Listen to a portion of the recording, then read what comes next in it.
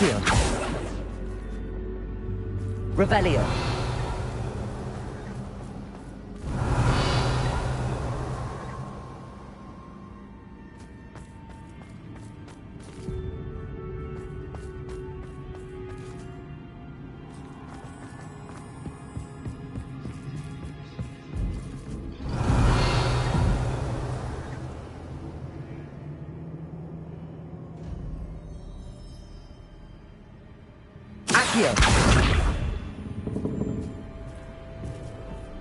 That's odd.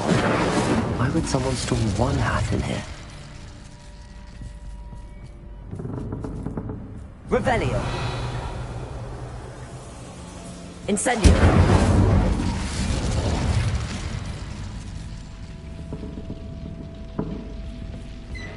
That's hospitable. Oh, goody! Someone to play with. You seem brave, Smart. What fun this will be! For me, at least. Lumos.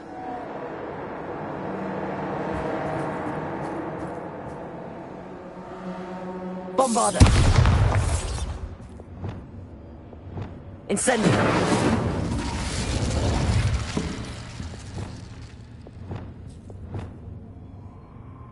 Revelio.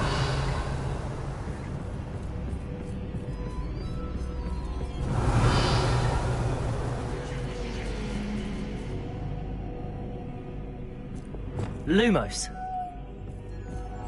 That's new. Onwards, I suppose.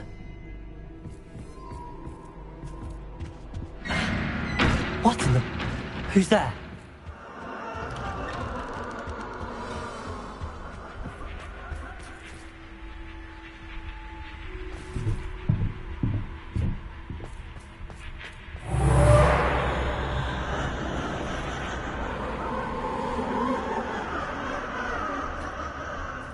Revelio.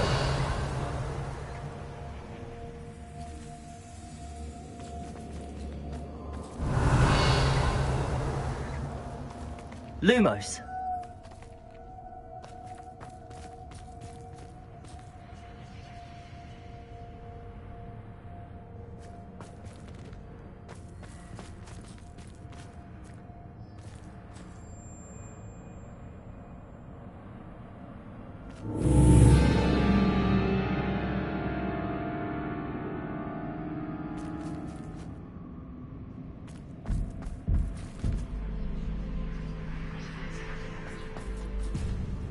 Bombarda.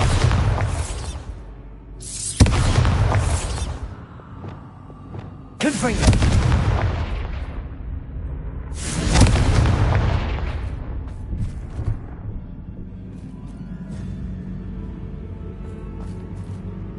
Lumos.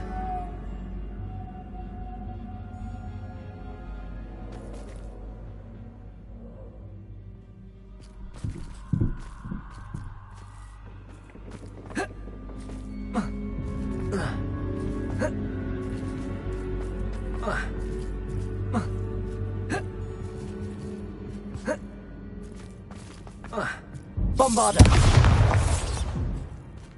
Lumos.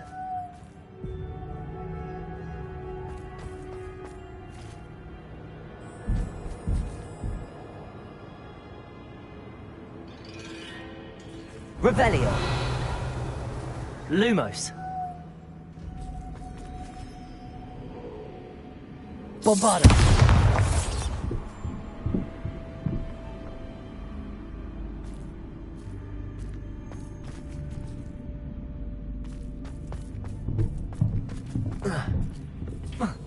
Lumos.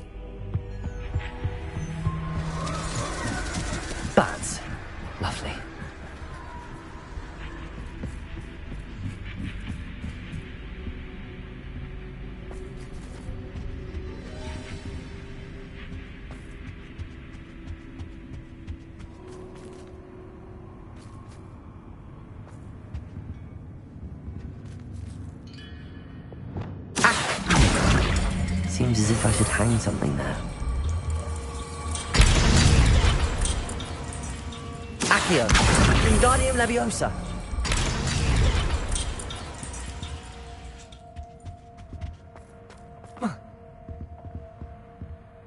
These lanterns must belong somewhere. Accio. Wingardium Leviosa.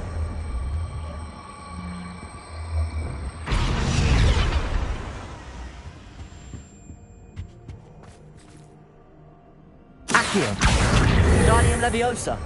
Perhaps the lanterns are meant to be hung in the hands. Accio. Wingardium Leviosa.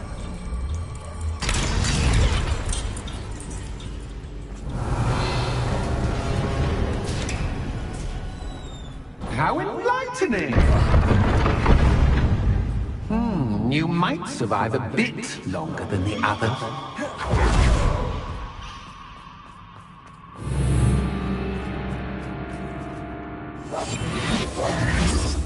Lumos.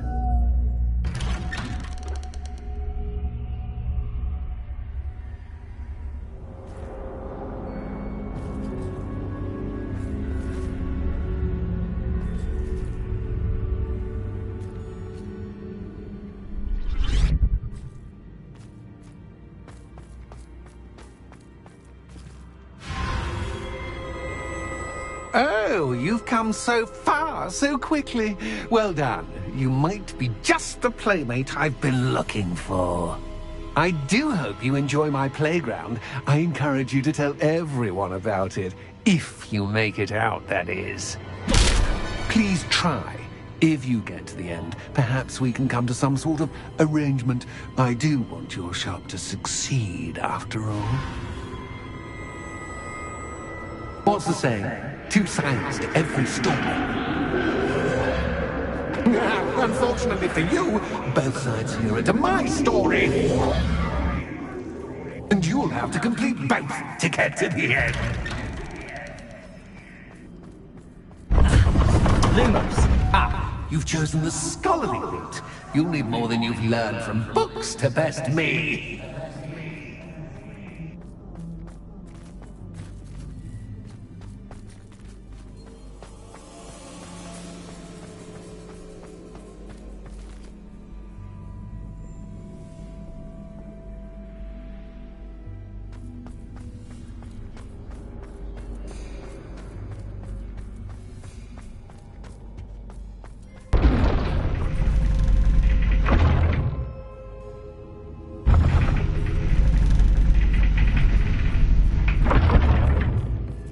Revelio.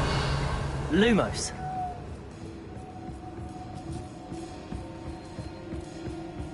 It's always good to have a different perspective on things. Revelio.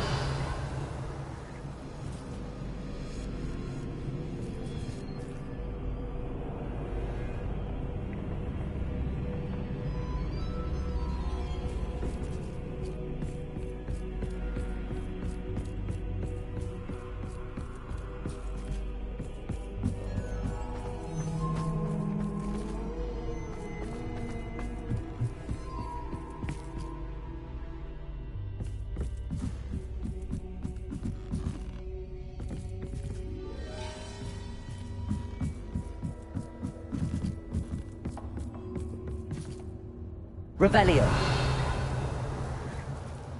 Lumos.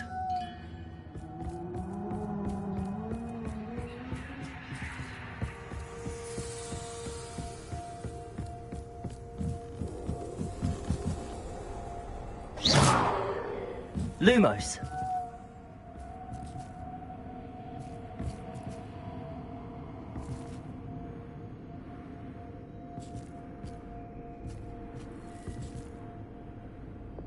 Accio. Wingardium Leviosa.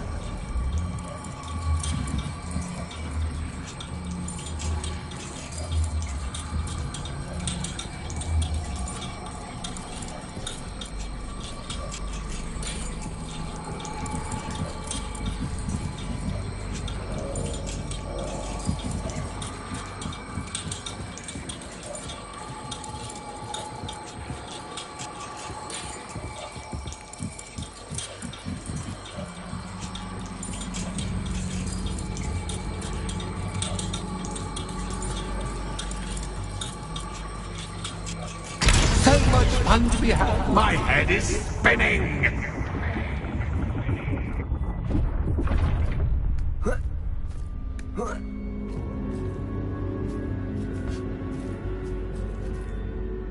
Revelio.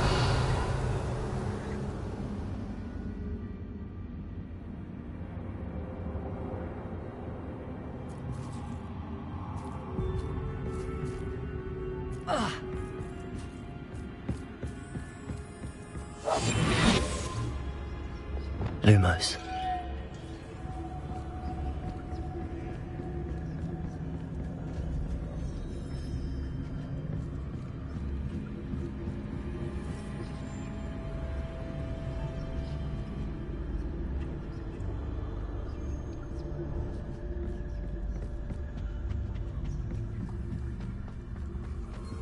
Revelio.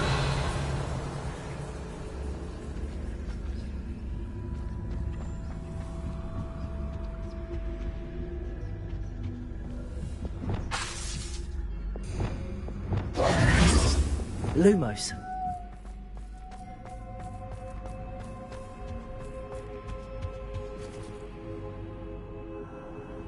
Descendo. Accio. Wingardium Leviosa.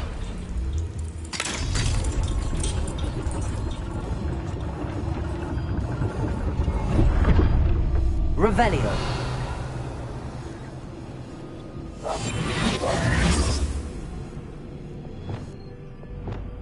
Perhaps I should pull the lantern into this room to cause the room to rotate again.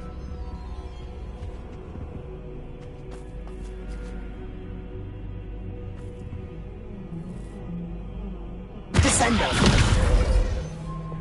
Accio. Wingardium Leviosa.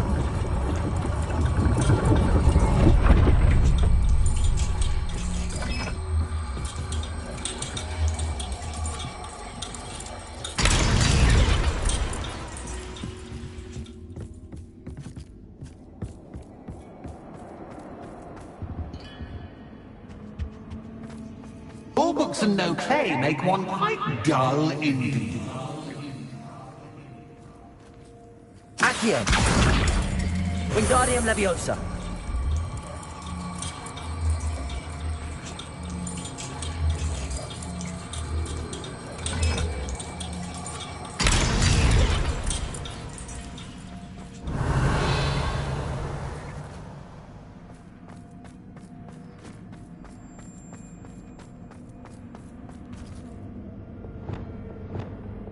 Lumos.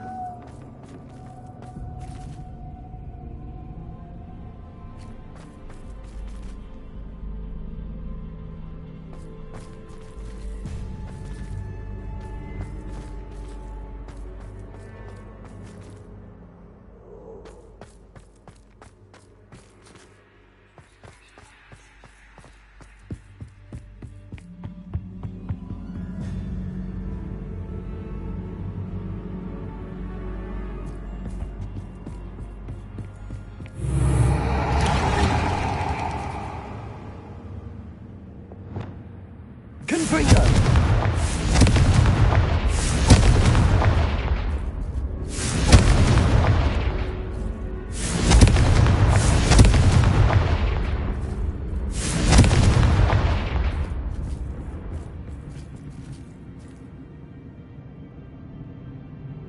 Lumos.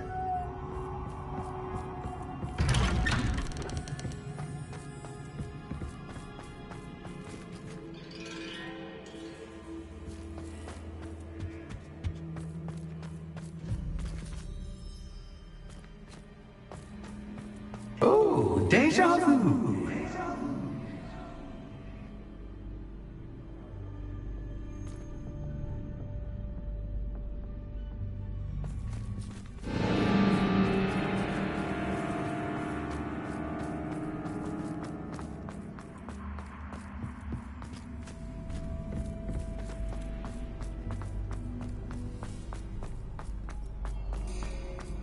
Watch it.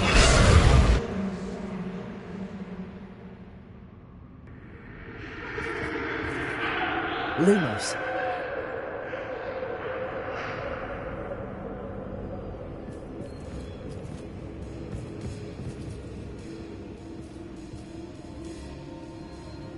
Bombarda!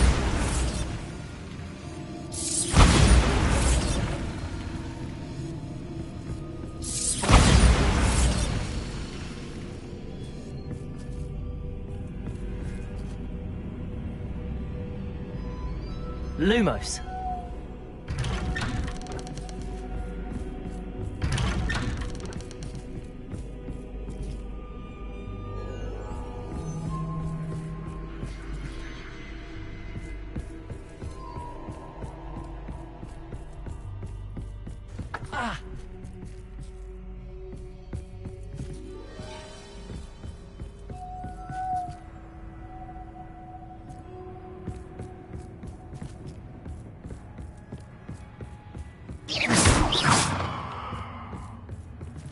Lumos.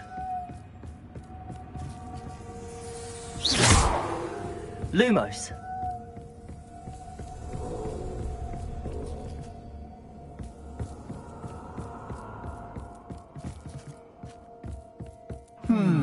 Running in circles, are we? Perhaps you should retrace your steps.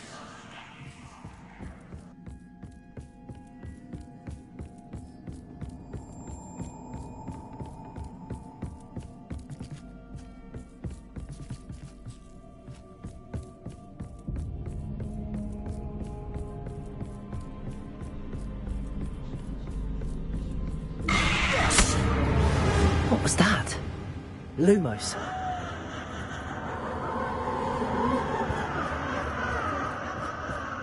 Revelio.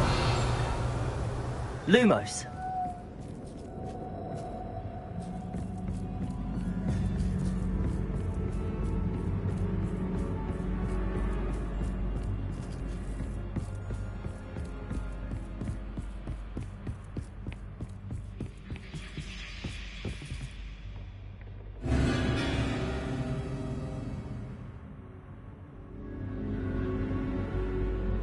Bombarda. Lumos.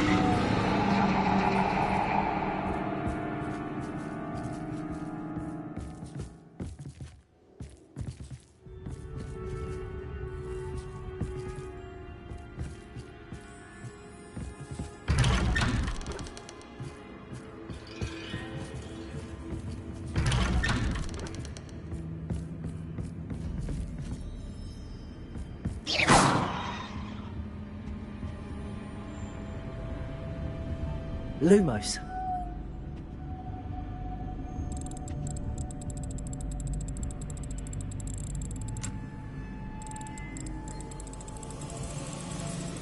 Oh, how nice of him to pop in. Bombarda.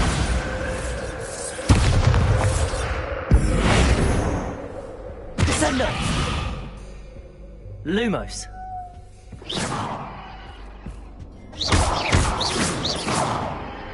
Lumos. Lumos.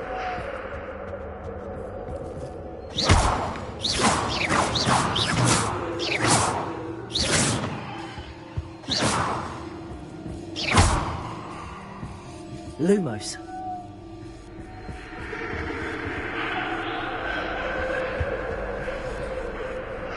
Descendo. Lumos.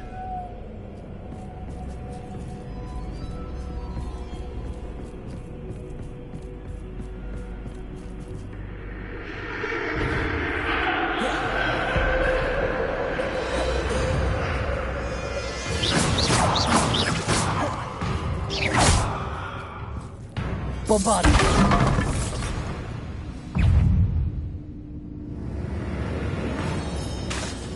Descendo.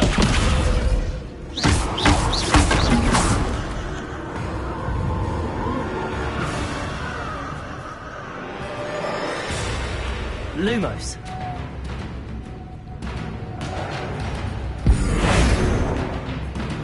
Bombarda.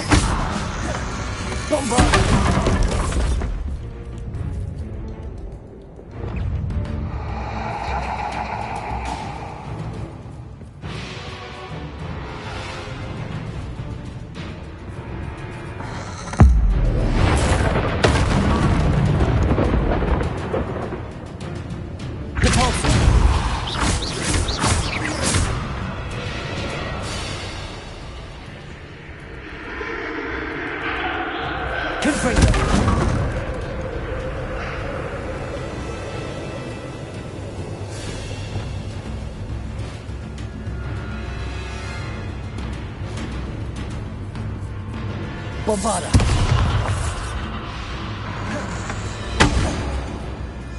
Descendo.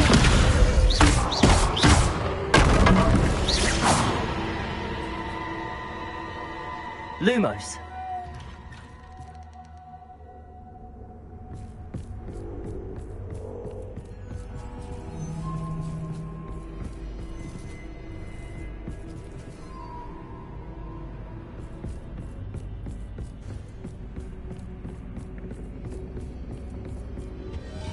Revelio.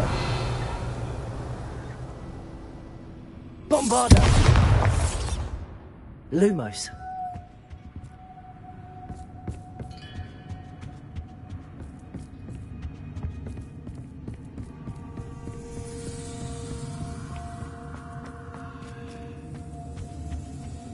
Home, sweet home. Accio. Wingardium Leviosa.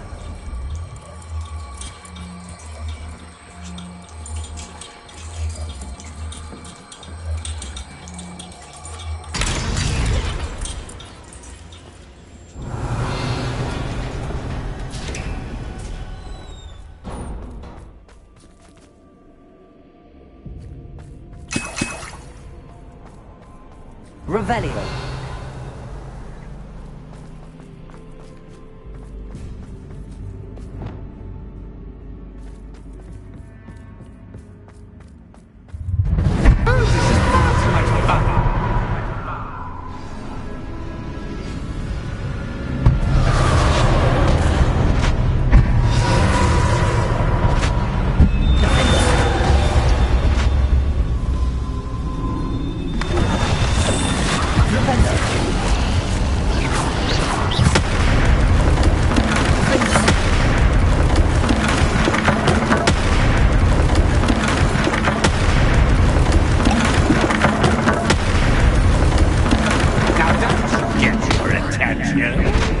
Well done. I'll give you a moment to collect yourself, if you can. Ta-ta for now.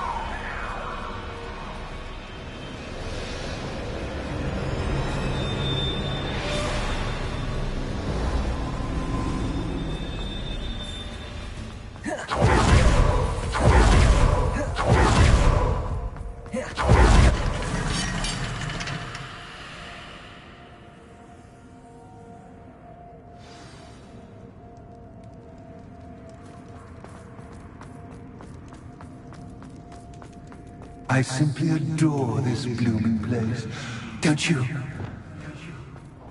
You know, foliage, like most living things, won't survive for long in the darkness. Confringo.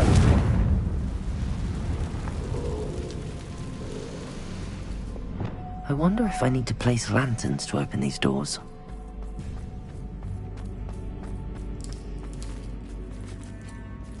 Bombarda. Confringo.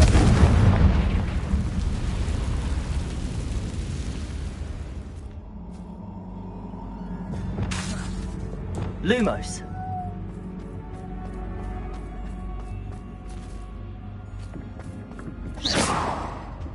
Bombarda.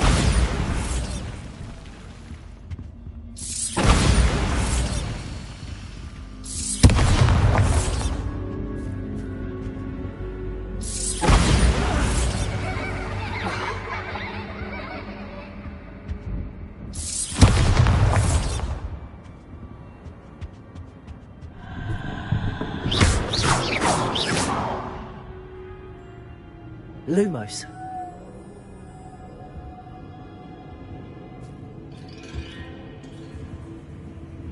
Bombarda. Lumos.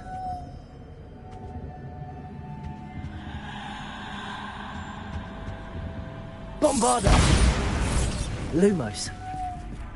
Oh, I'm afraid of the dark. Doesn't worry you that I can see you, but you Wingardium can't Leviosa. see me. It should.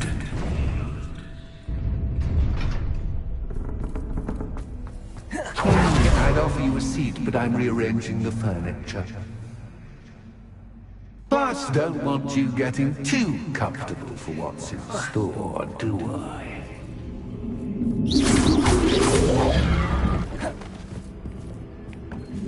Incendio!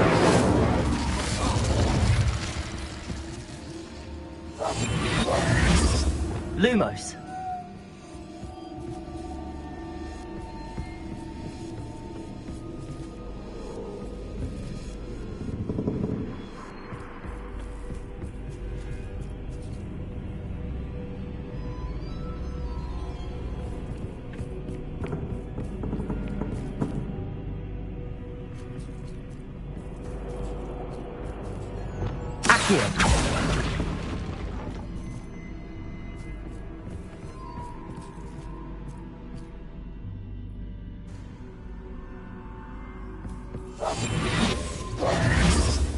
Lumos.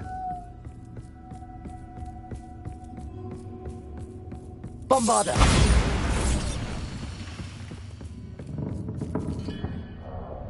Accio. Guardium Leviosa.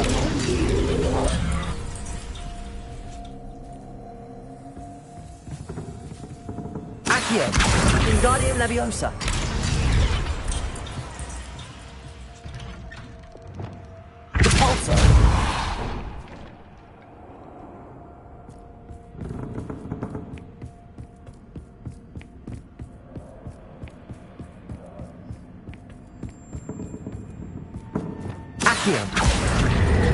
Wingardium Leviosa.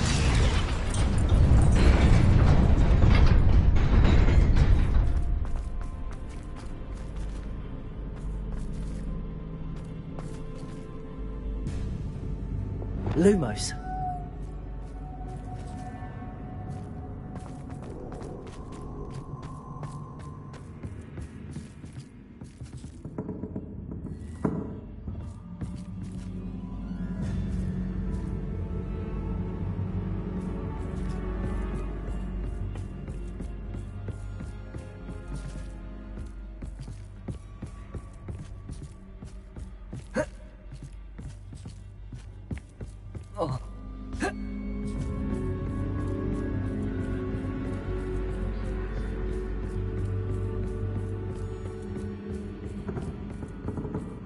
Descender.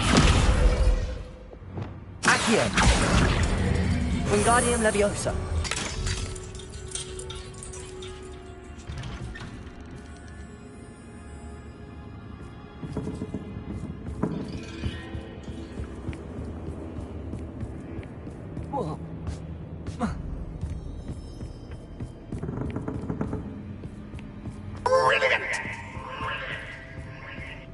Lumos.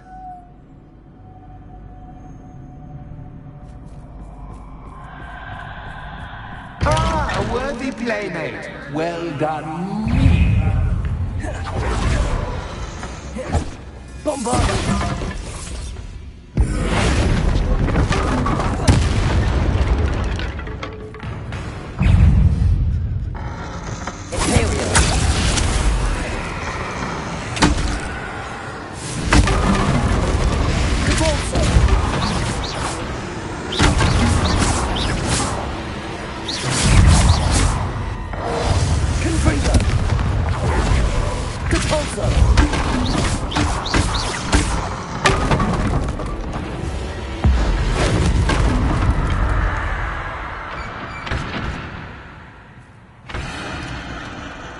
Lumos.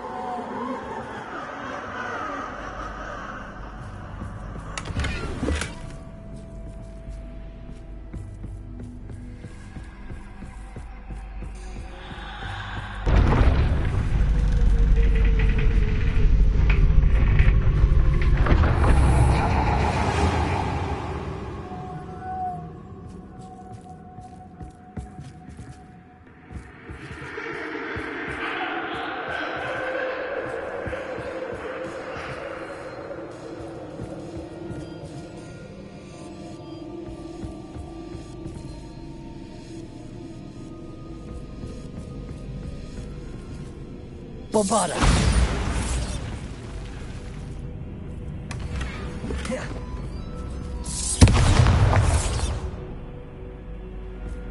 Lumos.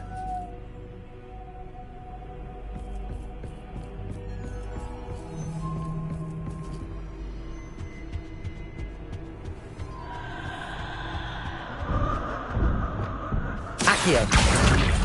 Wingardium Leviosa.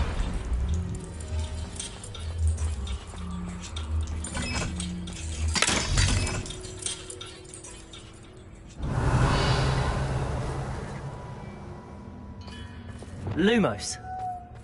Bombarda. Lumos.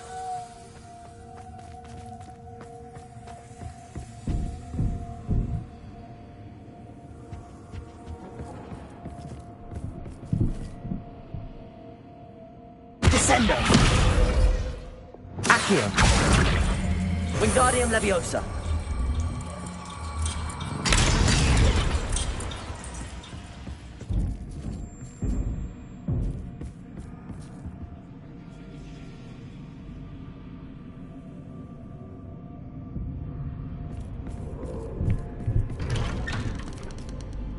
Revelio.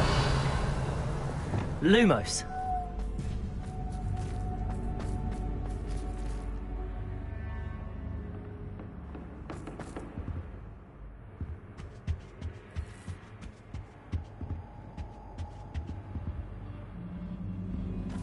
What's this? A game within a game? Ooh, knight to h3. Nighty-night!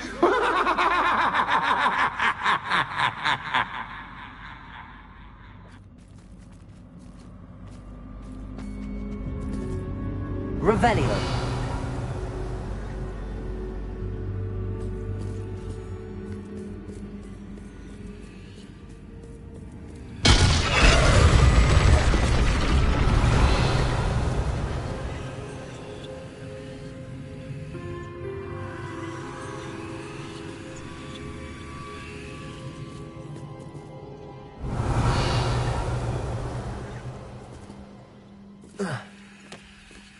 That wasn't too difficult.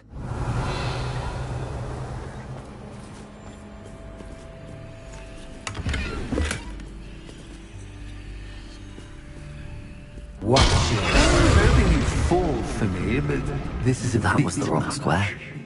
Revelio.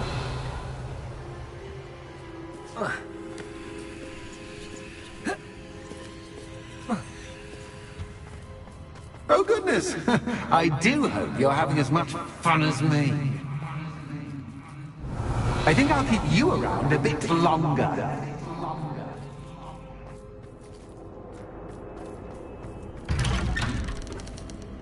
Lumos. Revelio. Descendo. Accio.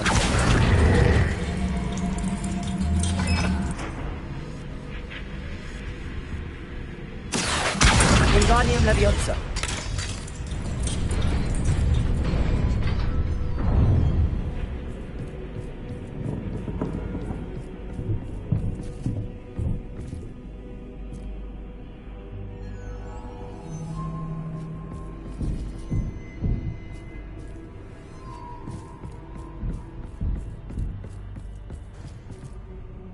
Incendio.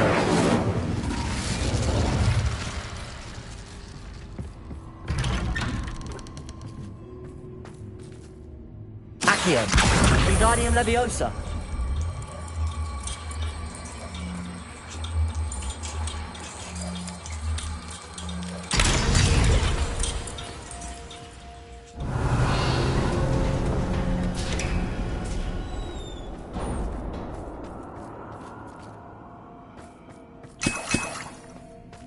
Revelio.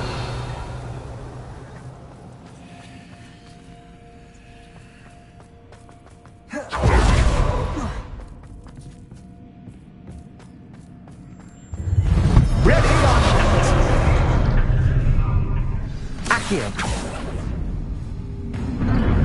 Time to raise the stakes, so to speak. Where shall I put this?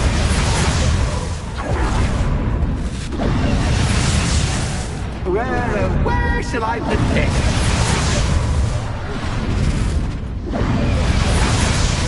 Where shall I put this?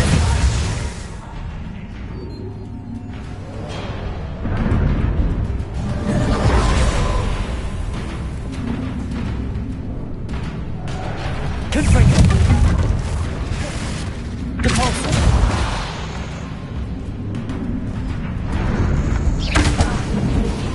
Interior.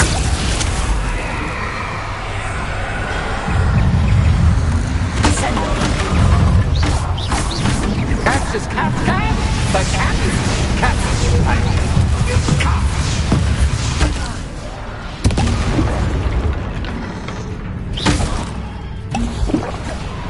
Bombarda. Now that should get your attention. Well, this has been fun. Much to do, much to do. See you in a bit. Revelio.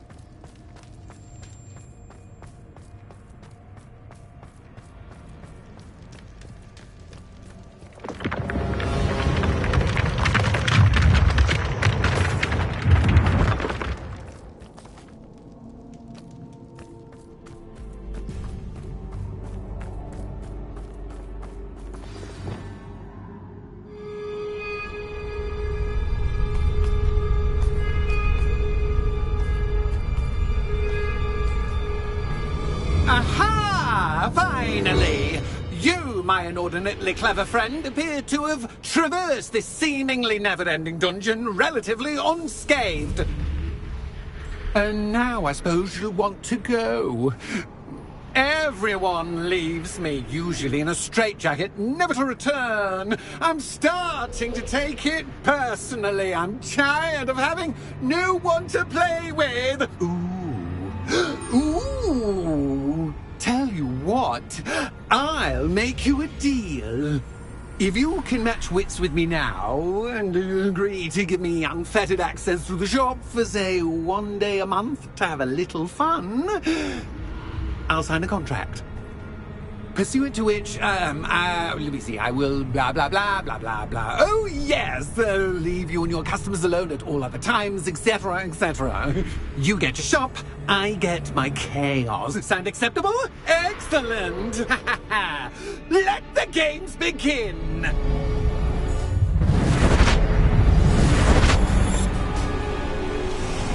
Flipendo.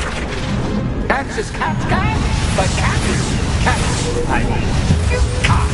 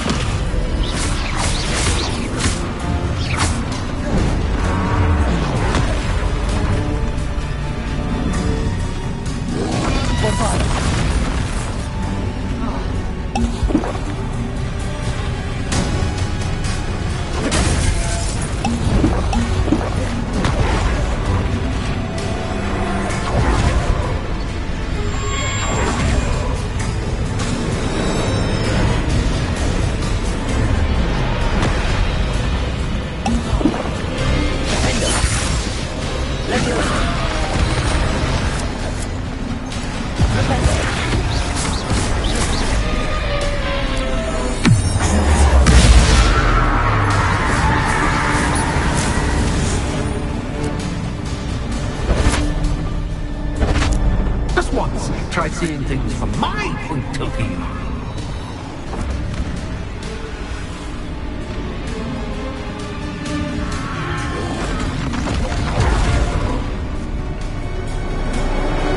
Imperial. Confringo. Debolso.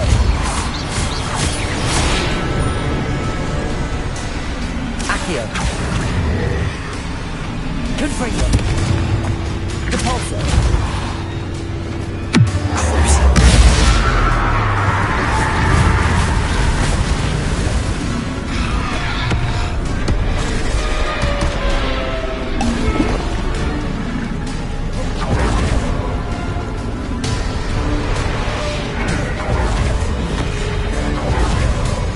Imperial. Depulso. Confringo.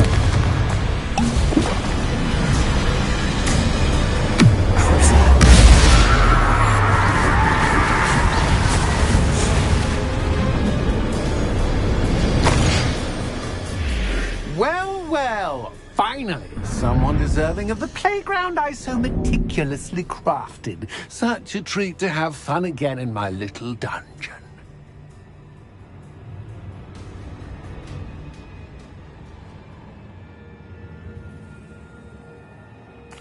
I must say, I enjoy a good challenge. Ah, a kindred, dare I say, spirit. So, about the contract. I am a poltergeist of my word. Just to be clear, what does this agreement entail? Specifically. Ugh, pay attention. You guarantee that I can have my fun at least one day each month without fuss.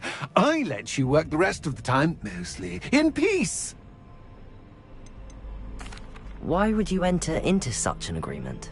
Much as I love banging about the place, it's no comparison to seeing customers' faces when I bonk them on the heads with a chocolate frog. One doesn't really understand the value of an audience until one is without it. Very well. I shall agree to your contract with one small addendum. Hooray! No more of this unsatisfying banging about all day in a pitiful void. Wait, did you say one small addendum? I did. In order that I have a successful shop with lots of customers, would you agree to causing chaos only after 9 o'clock in the evening? Would you agree to at least 2 days a month instead of one? I would. Pleasure doing business with you. You've worn me out. Ah, well done. I had a feeling about you. I have to admit, Cassandra did a wonderful job finding the perfect playmate. Revelio.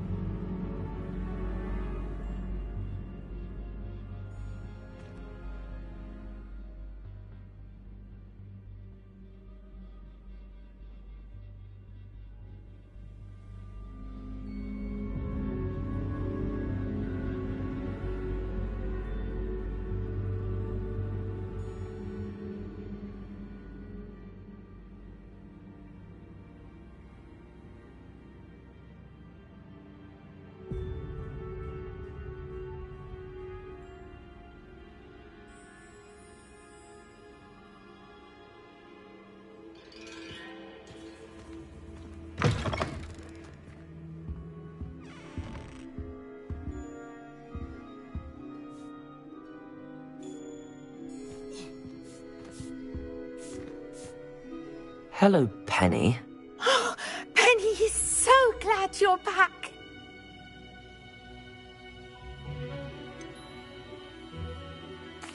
You knew exactly where I was going when I entered that chest. Penny was beginning to think yet another shopkeeper was going to end up in St. Mungo's. Another shopkeeper? St. Mungo's? I think you should explain, Penny. Penny, please stop holding your breath. Tell me what's going on. Oh, please forgive Penny. Penny is forbidden from telling you anything. But how can you be forbidden from telling me what's going on? I purchased this shop. Penny is confused. Penny thought that if you came back, you would own the shop.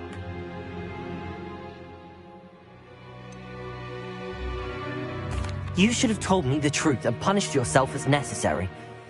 I need to go and find Officer Singer. Penny is so sorry. Penny wanted to tell you everything. Truly. Surely Officer Singer will know what to do. Penny will wait right here.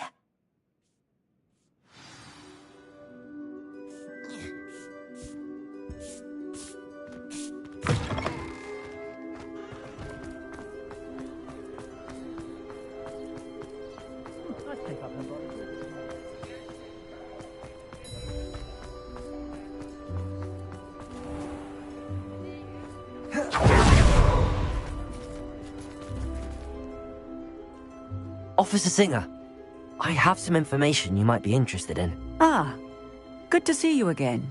What can I do for you? Cassandra Mason sold me her shop and then tried to drive me mad in a haunted dungeon. Cassandra Mason sold you her shop?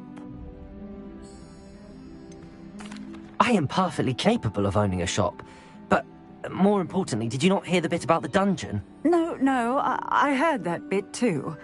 And, according to the house elf that came with the shop, she has done this sort of thing before. Repeatedly. I wondered what was going on. She seems to have had a great deal of trouble keeping a tenant in that shop. In any event, these are serious accusations indeed. Perhaps a little visit with Cassandra is in order to clear this all up. Shall we?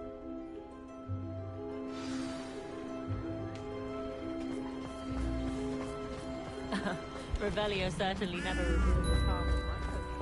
New instruments are expensive.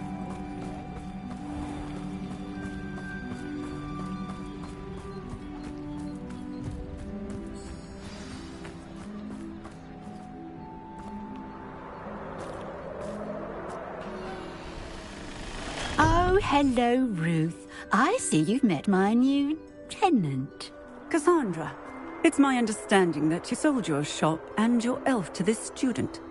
Now, they've been telling me some very interesting stories about your business practices. Perhaps you should come with me.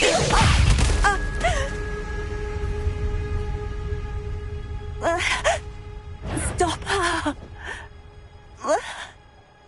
What on earth are they teaching you at school these days? Such a sad excuse for a fight. Truly. I should have known better than to do business with a wily student. Defender! Leviosa!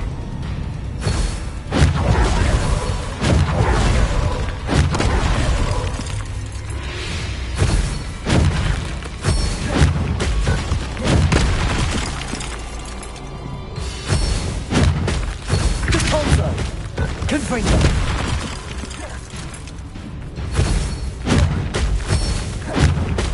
Potato! Stupid one!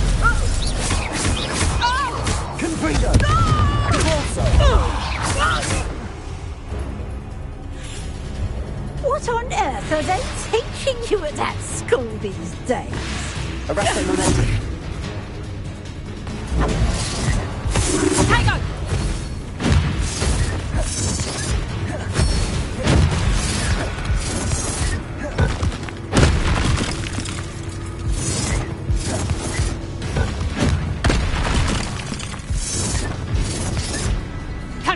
Potato! Incendio!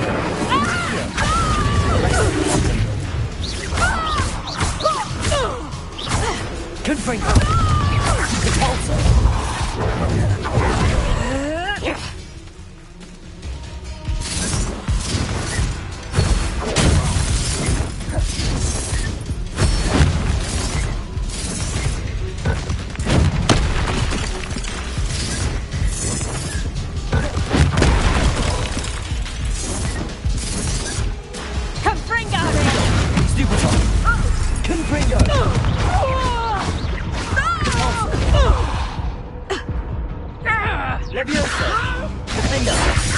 Luck is about to run free.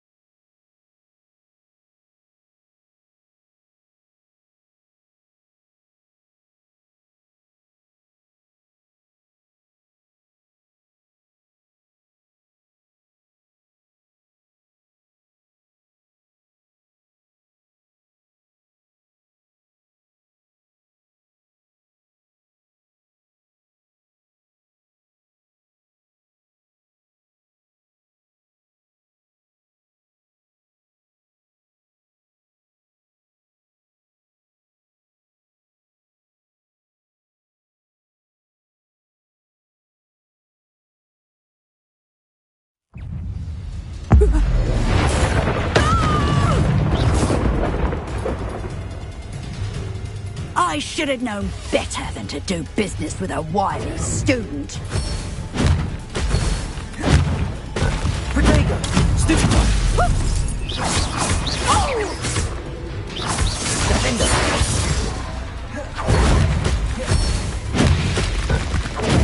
Stupid one! Leviosa! Defender! Confringo! Convulso!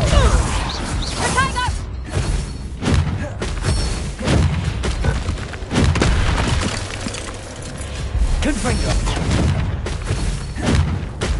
Protego! Stupid! Confringo! Convulso! Arresto momentum! Incendio! Such excuse for a fight. Truly.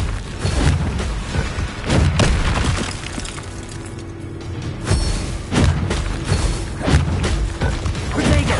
Stupid! Accio! Incendio!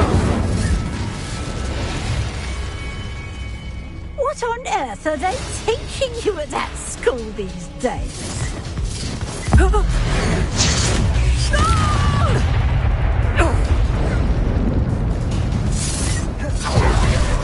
Confringo! Stupid one!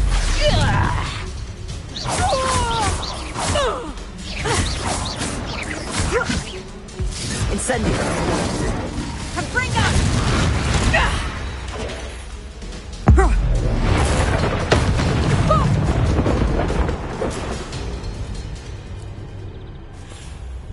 Ah, I'm disappointed in you, Cassandra.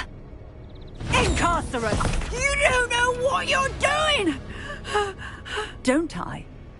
I always wondered why you couldn't seem to keep a tenant in that shop of yours. I must admit, the notion of a haunted dungeon never crossed my mind. Thanks for this. You can head back to the shop. Check on that house elf of yours. She's probably terrified. Scrawny little traitor herself! I should have known it when she... Silencio.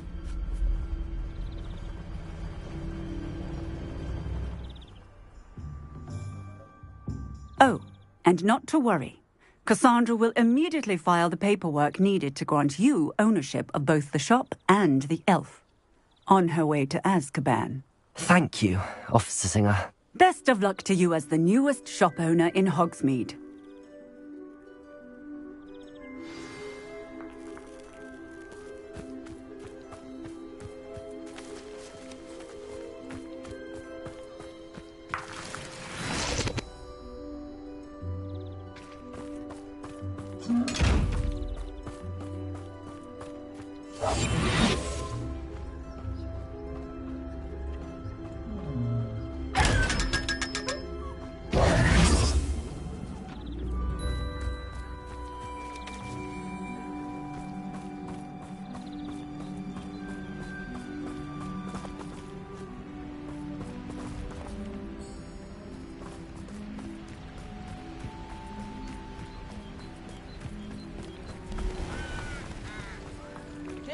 pad, if you please.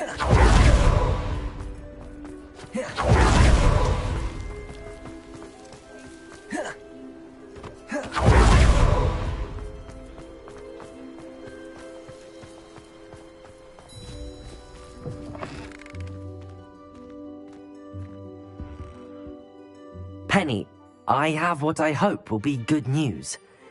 Officer Singer confirmed that ownership of the shop has now transferred to me. Oh, well, that is good news. Penny is so relieved. Penny had the most difficult time keeping the truth from you. Penny promises to work as hard as she can for such a kind new owner.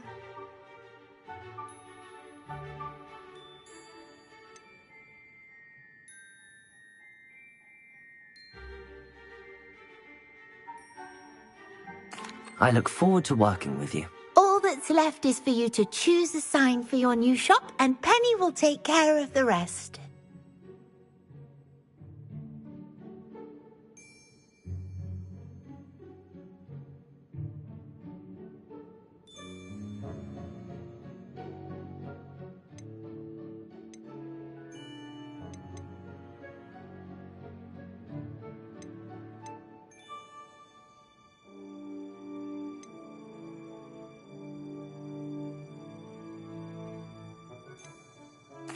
I choose Vestas and Venom.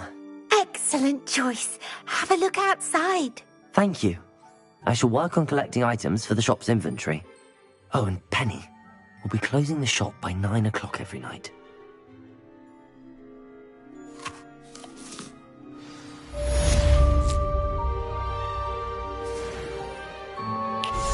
We should speak with Mr. Bickle's friends. I believe I can sneak away without drawing my mother's eye. Meet me near Hogsmeade, and we will devise a plan.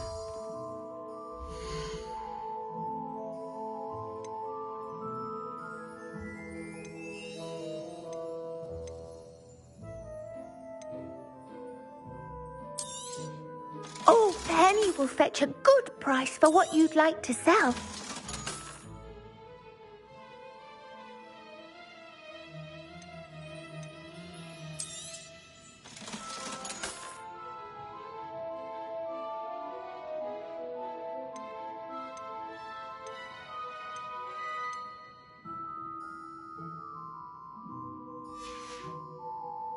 Penny wishes you safe. I know how and where to approach the centaurs about protecting the Snidgets. Meet me in the Forbidden Forest.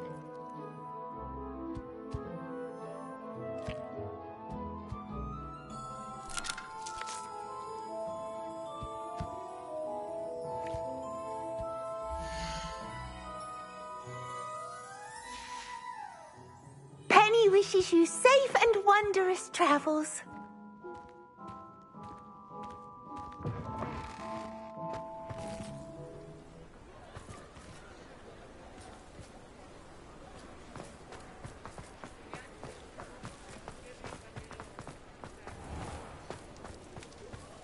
She'll be hearing back soon about the position that opened up at the Ministry.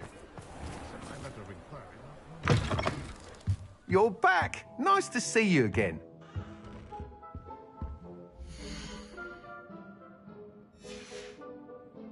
Thanks for stopping by. Hope to see you again.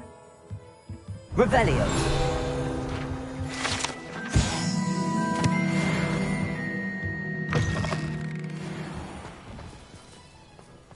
If you work all day with your hands...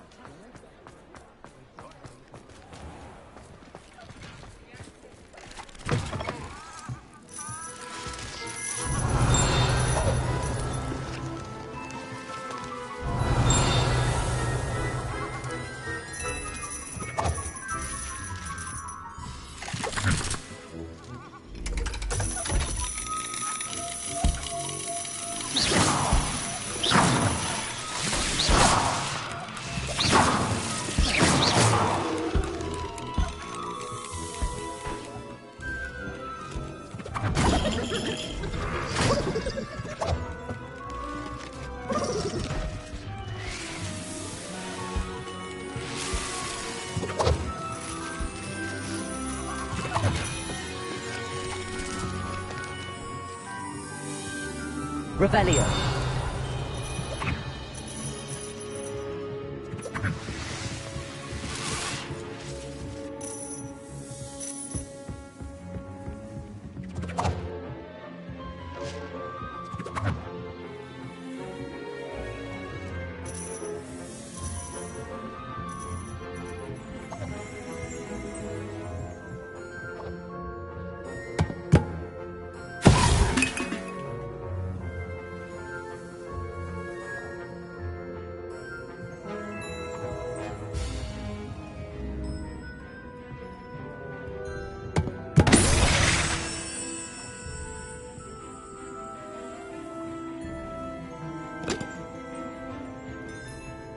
Revelio.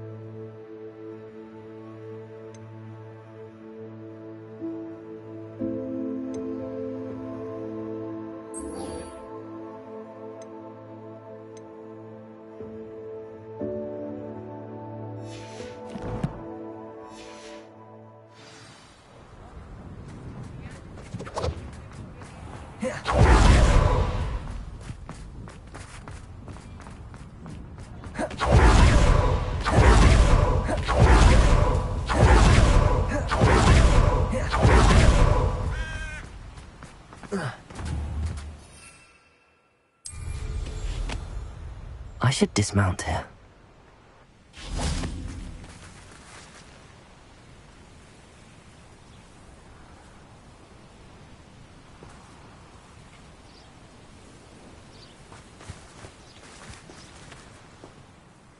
I'm ready to do what's needed to take Harlow down.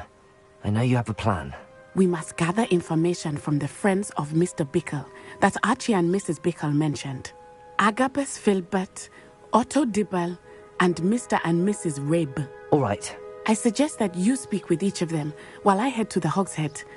I saw some Ashwinders heading there. And as my mother would never go near the Hogshead, she is less likely to learn of my activities than if I were to wander the village questioning its residents. Where am I to find these friends of his? I do not know about Mr. Rabe, but his wife, Daisy, is often in Hogsmeade, as is Agabus Filbert. And Otto Dibble He works at Gladrags, so you will likely find him there. What sort of information am I trying to gather from these people? They may know what evidence Mr. Bickle had against Harlow, or they may have evidence of their own. We simply need to know whatever they know. Very well. I'll speak with them, see what I can learn. I knew I could rely on you. We need to know how they are being blackmailed by Rookwood and Harlow. Meet me here after you have spoken with them. Hopefully, by the time you return, I will be able to move a bit more freely.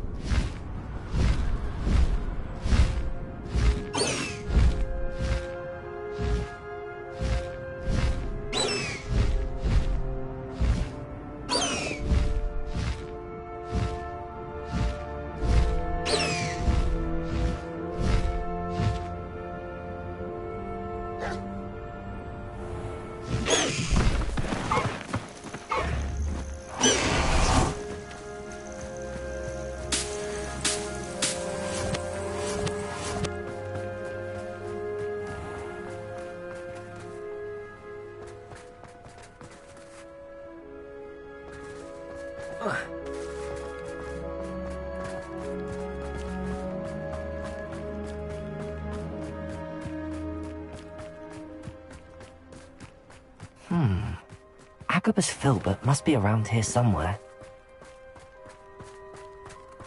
Hello there. Excuse me, Mr. Filbert. I wondered if I might speak with you about your dealings with Theophilus Harlow. I hope to ease Mrs. Bickle's mind by gathering evidence against him. Oh, tragic, what happened to Bickle. He wanted me to speak out against Harlow for an act of violence committed against me. But I feared Harlow's retaliation, and so I refused. If you had spoken out against him as Mr. Bickle asked, perhaps Harlow would be locked away by now. Perhaps. But perhaps I would have suffered a similar fate. You said that Harlow committed an act of violence against you. Could you tell me what happened? Before my extraordinary wife, Dulcibella, passed away, she had just completed a small book of poetry. As a surprise for her birthday, one she never had the chance to celebrate, I had the book beautifully bound and plated in gold. One day, Harlow came calling to punish me for having spoken out against the Neanderthals that comprise Rookwood's lot. Before I knew it, I'd been petrified, and Harlow was rifling through my home. He found the book of poetry, with its exquisite gold plating. I watched helplessly, lying there in my entranceway as he walked away with the book, laughing as he went. I was shaken to my core. Still am, to be honest. I imagine you fear Harlow retaliating again, but do you mind if I share this information with Officer Singer? I suppose I have no choice. This extortion can't go on forever. You can pass it on to anyone who may be willing to help. Harlow does not like people talking, as you already know. Now, to find Mr. Bickle's other two friends.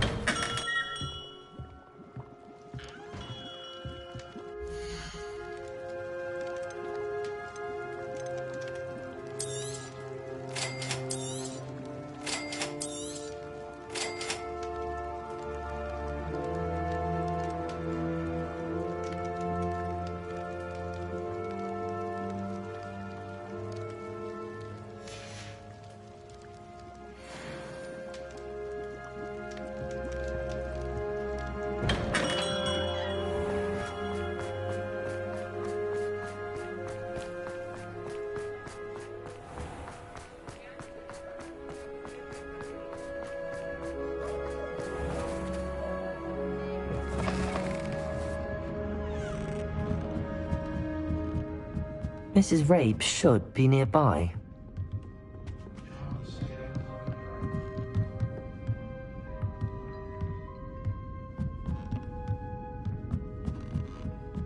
Oh, Isco, what have I done? Mrs. Rabe, I wondered if I might speak with you about Theophilus Harlow. I'm a friend of the Bickles and I'm trying to gather evidence against him. Poor Joanna and little Archie. And now Harlow has taken my darling Isco. What do you mean? Why? I'm a security guard at Gringotts, and my husband is a curse breaker for them. Harlow approached me about helping him extort my colleagues into giving him treasures from the vaults. And you declined? Of course I declined. Repeatedly. I thought they'd given up, until I came home one night and found my husband gone, and a note affixed to my door with a knife. The note stated that I only had a few days to reconsider helping with some banking needs, and that my husband would appreciate it if I acted quickly. But the help Harlow wants is help that I cannot give, and my dearest Isco is paying the price.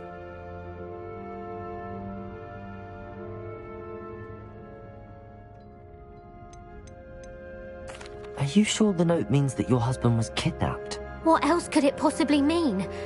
Besides, I came home to find that someone had trampled the daisies in our garden. It may sound silly, but those were Isco's pride and joy. He would never have let that happen.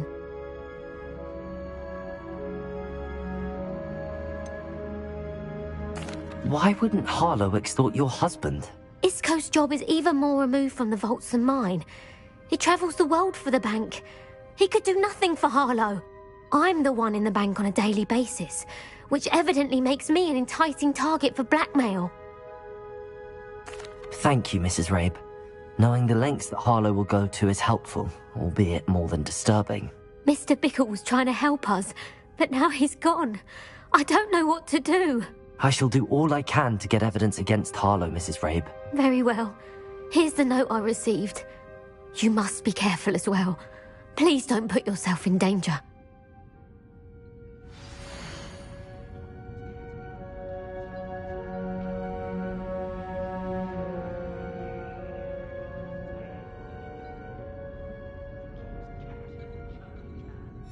Some evidence worth hanging on to. Thank you. I hope it's not too late. We're on the right track. Now to find the last of Mr. Bickle's friends.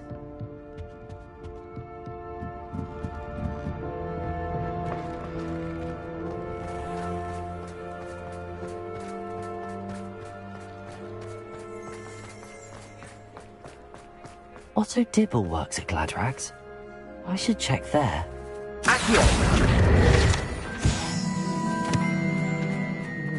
Please tell me you didn't take it, but perhaps it's been here all along. Mr. Dibble, may I speak with you? It's about Theophilus Harlow. I've nothing to say about him. May I interest you in a stunning cravat today? Please, sir, I'd like to help. I spoke to Mrs. Bickle. You know the Bickles? All right, but we must be discreet. Can't have Mr. Hill hearing this. I know Mr. Hill. He was kind to me the day of the troll attack. Oh, he's a good man, but even he wouldn't understand about Harlow. It started a few weeks ago. I was distracted, reading a note, when you-know-who came into the shop. I hid the note behind the counter and offered to help him. He stared at me for a moment, then asked me to check on an order he'd placed. I went into the storeroom to check on what turned out to be a non-existent order. When I returned, he was holding the note. What was in the note? It was a note from Rosie Hill, Mr. Hill's daughter. You see, we've been, secretly engaged these past 6 months. We haven't told Mr. Hill yet. I dare say he has higher hopes for her. Harlow advised me in no uncertain terms that my relationship with Rosie, not to mention my employment here, depended upon my cooperation. What does he ask you to do? It all happened so quickly. In an instant, he took a very expensive scarf from the counter, pocketed it, and smiled. He said, "Your secret is safe as long as I can supply my lady friend with delightful items like this every so often." I've been able to cover for his requests until now with some creative bookkeeping, but I can't keep it up for much longer. I'm terrified to say anything. I could never live without Rosie.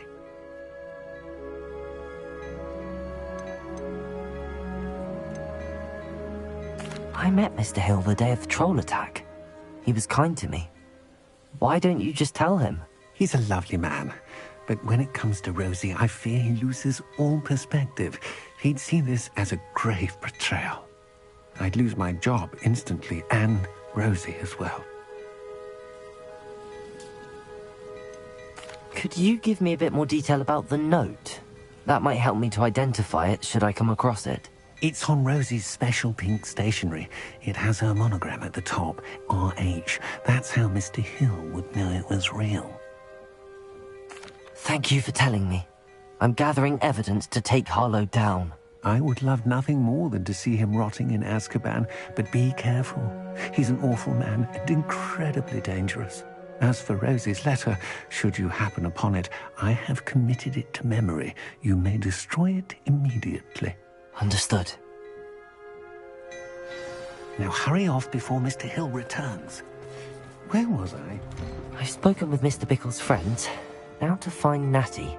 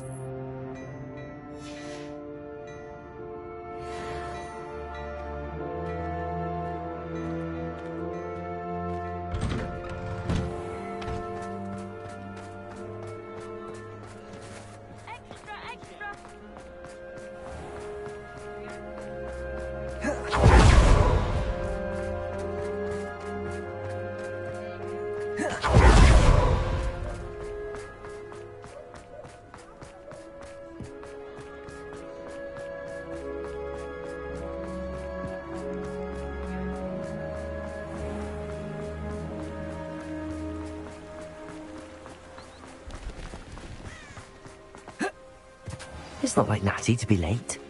She said she was going to the Hog's Head. Perhaps I'll find her there.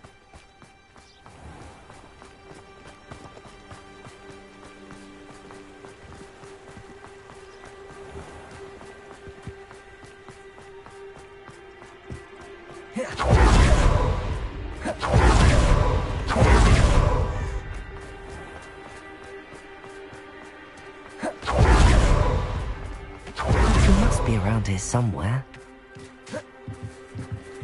Revelio.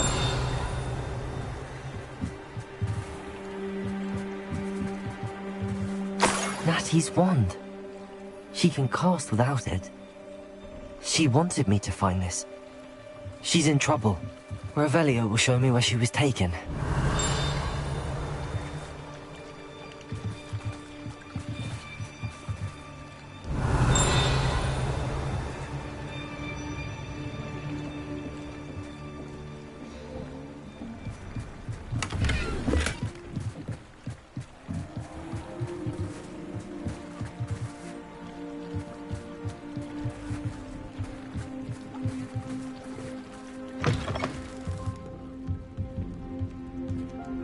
Revelio.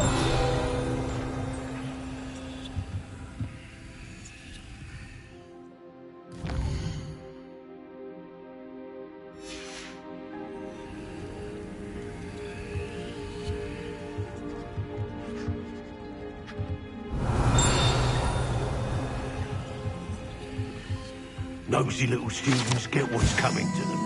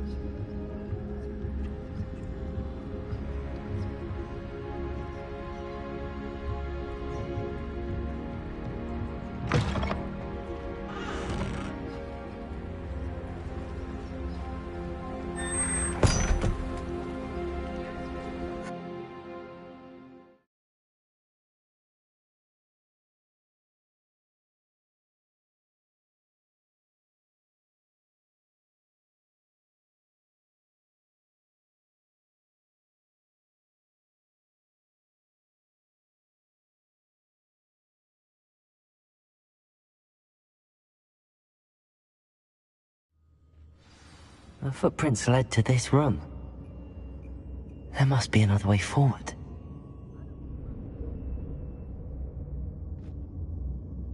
Revelio.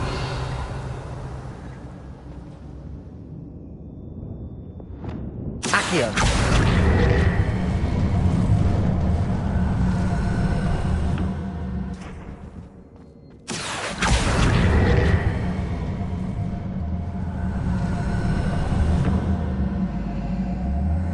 The hidden door. Natty must have been taken this way. I need to find her quickly.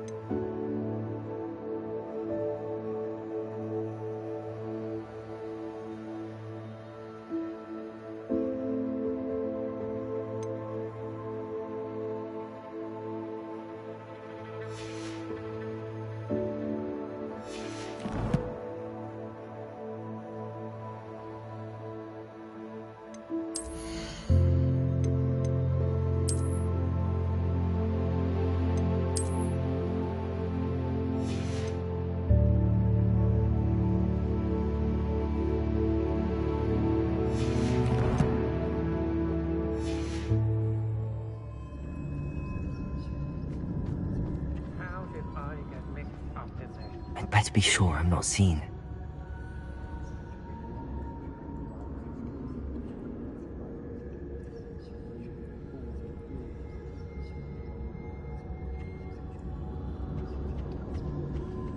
Revelio.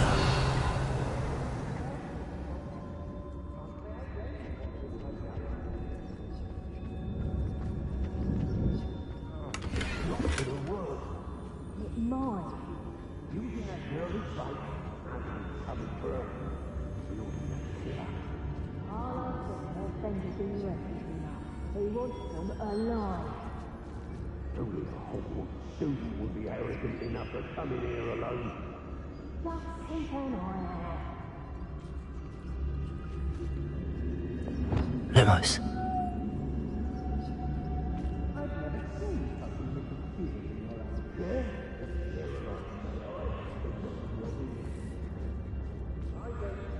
Rock, I'll tell you that. He'll turn on us first chance he gets.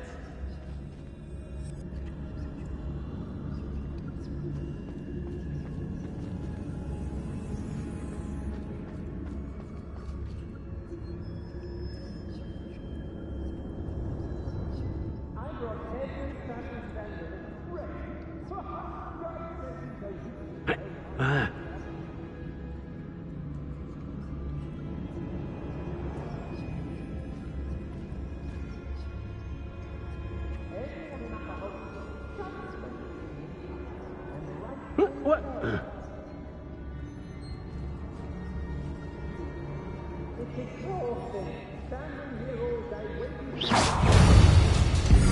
Tango! Reducto! Amateur! Expulso! Better luck next time! Bombardo!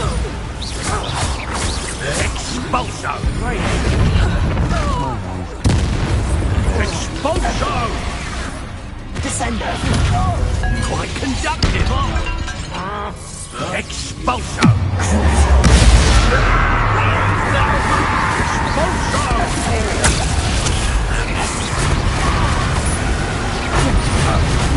Expulso for your team!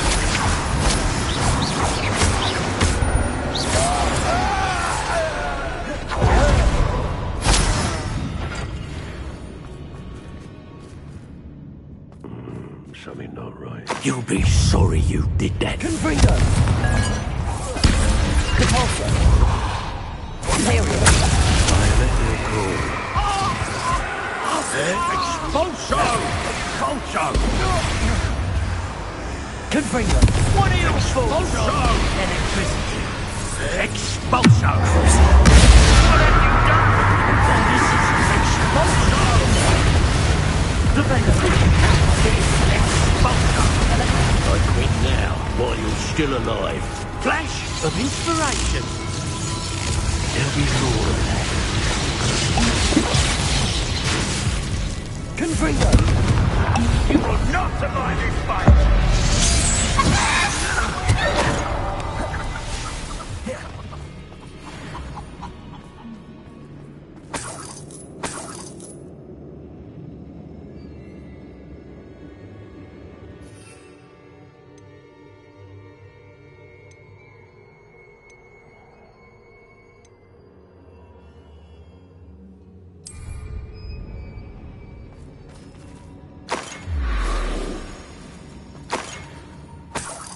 Revelio!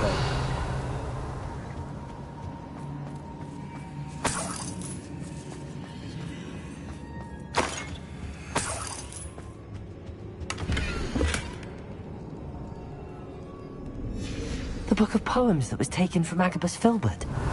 He'll be thrilled to have this back.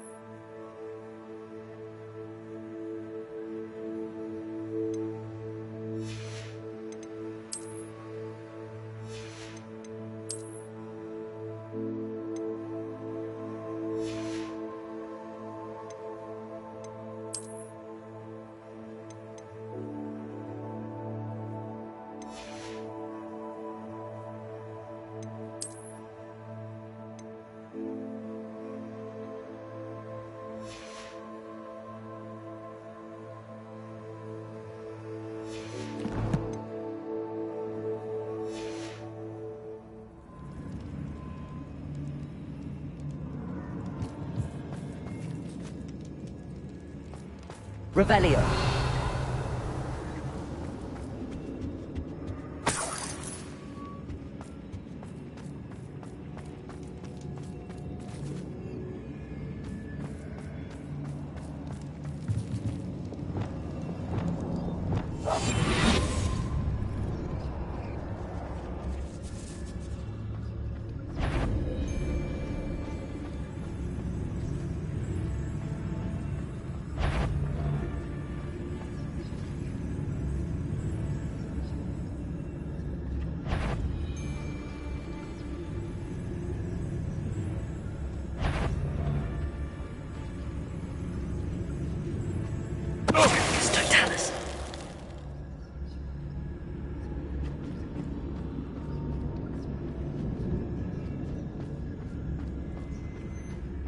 The girl's friend won't come looking for her. Too dangerous.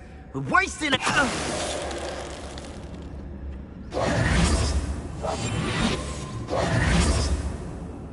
Revelio.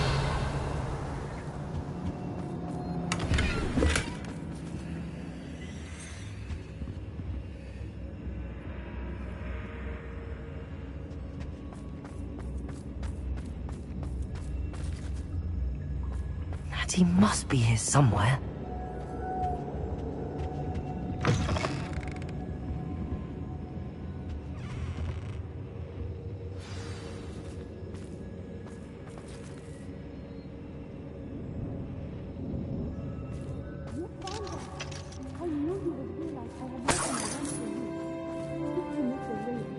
Revelio.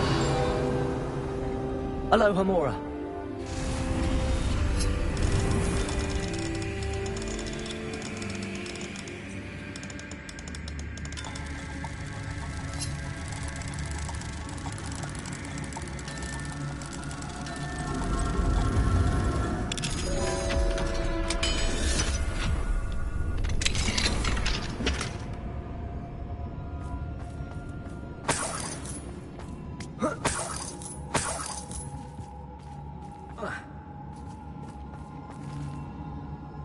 Mr. Rabe, Daisy told me you'd been abducted. You spoke with my wife. How is she? Worried about you. Are you all right? I am all right. Thank you for coming. These locks are cursed, and there's an anti-apparition jinx on the cells. Even Natty's skill with wandless magic cannot free us. I need you to find my wand. Mr. Rabe, I found your wand. Well done. I knew it was nearby. Now, you best stand back. One never knows how a curse will react to being broken. Revelio.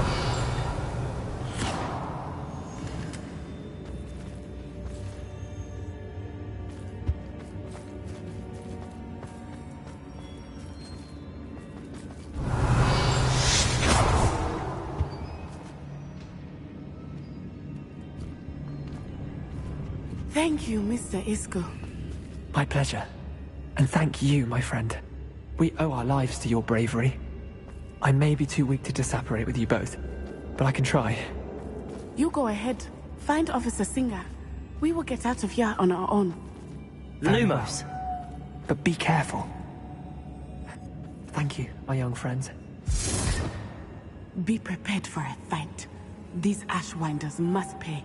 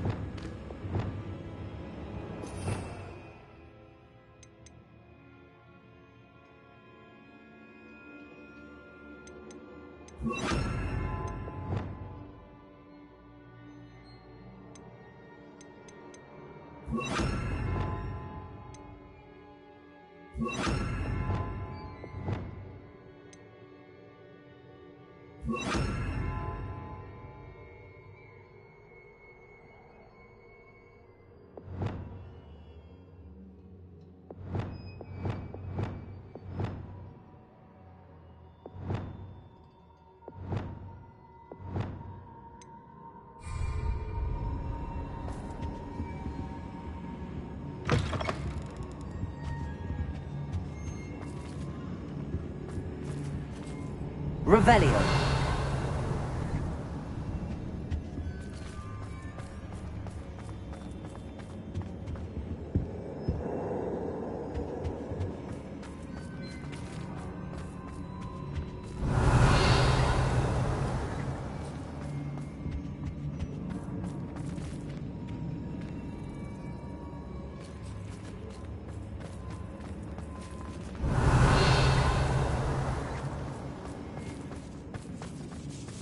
Revelio.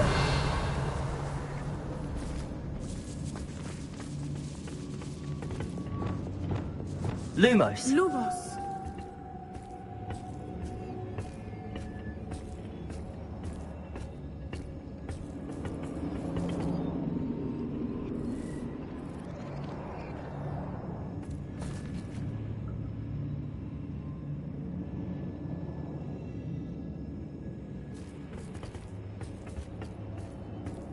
Bombada.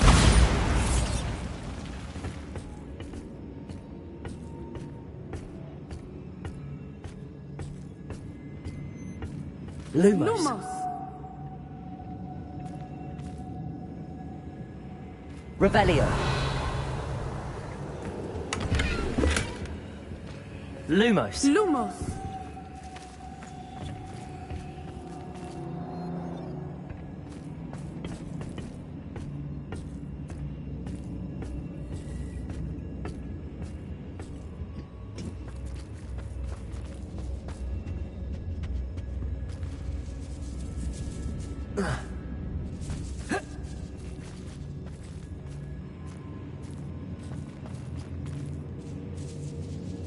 Revelio.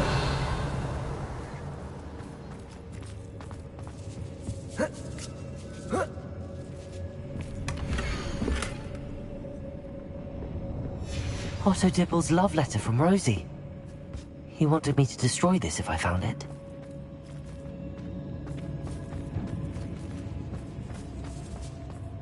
Lumos. Lumos.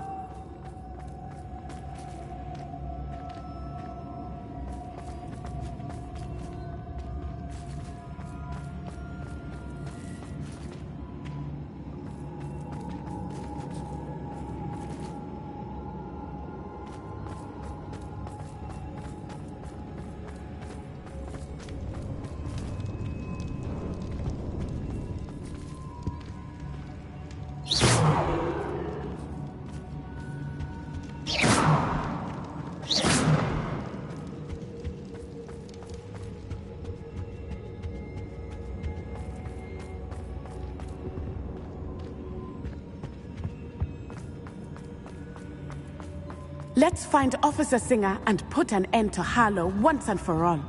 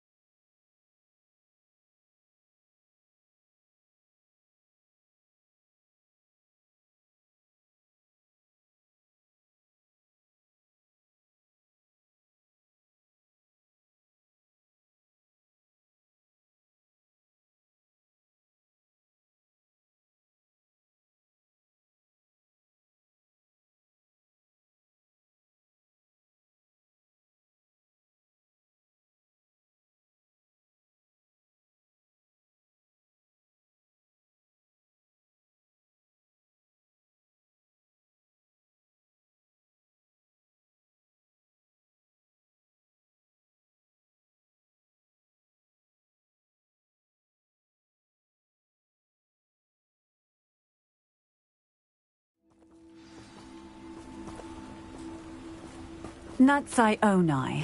I should have known. And you, the troll dispatcher. Oh, thank goodness the two of you are safe. Isco Rabe told me a couple of students had rescued him. Should have known it was you two. Is Mr. Rabe all right? He is. I sent him home to his wife. Miss Onai, your mother will not be pleased to learn that you're still risking your safety pursuing these dangerous men. Actually, Officer Singer, Natty and I learned of several Hogsmeade residents who've had their lives threatened by the Ashbinders. In addition to abducting Mr. Rabe to blackmail his wife and Natty, Rookwood and Harlow have also extorted Agabus Filbert and Otto Dibble. I will look into all of that. As for the two of you, I appreciate what you're trying to do, but you are taking great risk. Next time, please let the authorities handle the Ashwinders. With all due respect, officer, the authorities haven't done much about any of this. There's more to taking down an organization like the Ashwinders than simply storming in and hauling them off based on a few accusations. I must insist that you leave them to us. We shall have no further discussion on this. Natsai, you may wish to speak with your mother about this before I do. My mother will not like this. Thank you again for rescuing me. We shall speak soon.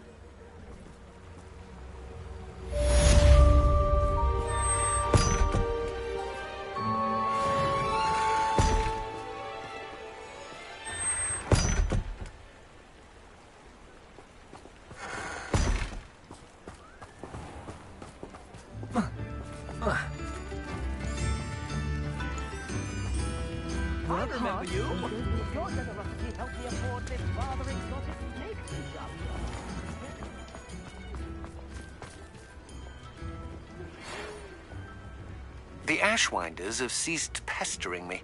I suspect that's your doing. Thank you from me and Rosie both. We're just leaving for our honeymoon, after we tell Mr. Hill of our recent marriage. Wish me luck.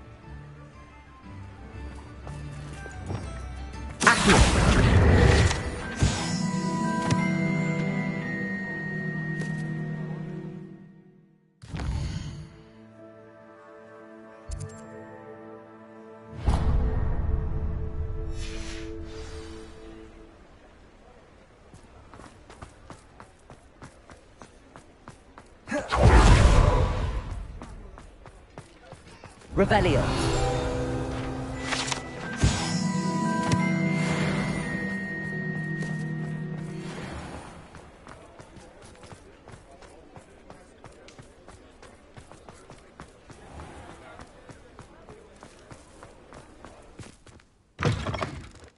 It is wonderful to see you back here.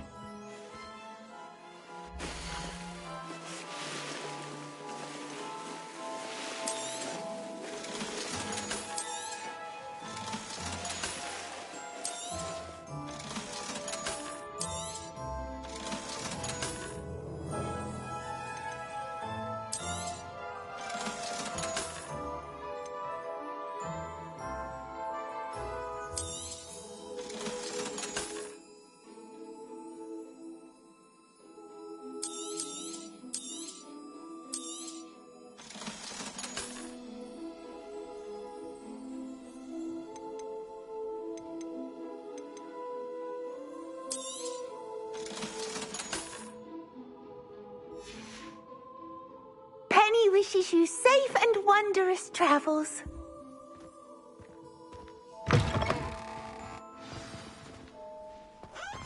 Revelio.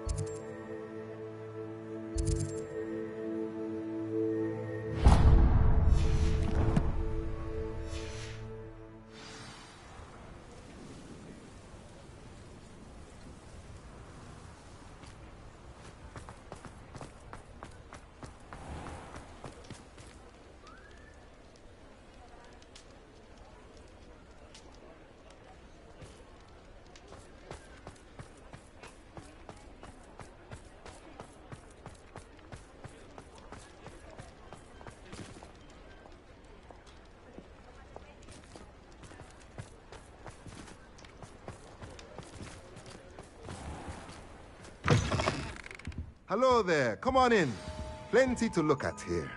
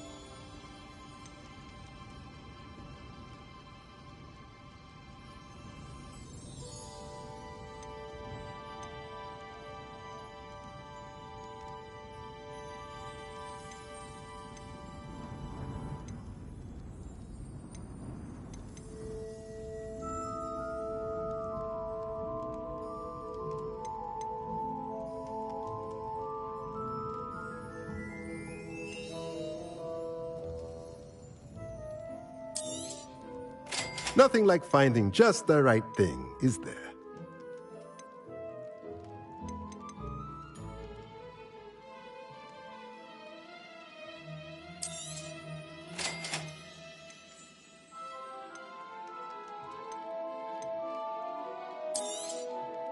Nothing like finding just the right thing, is there?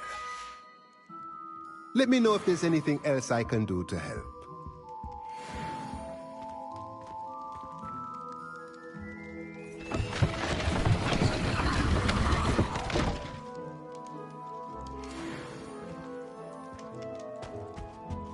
Fine now, demi-guys.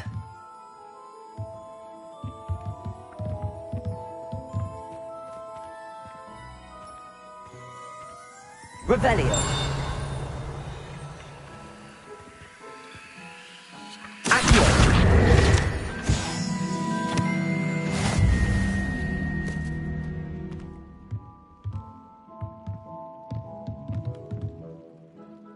Revelio.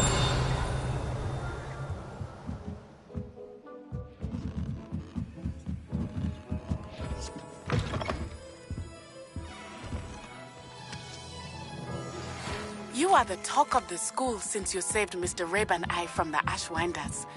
We have come so far. We should discuss the next steps in our plan to stop Harlow.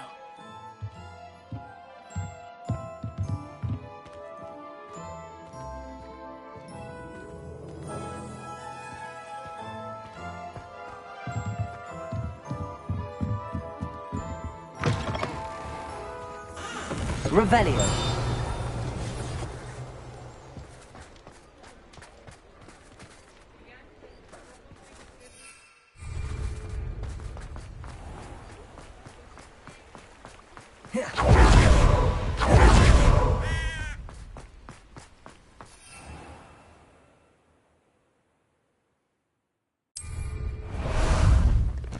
Ah, there you are.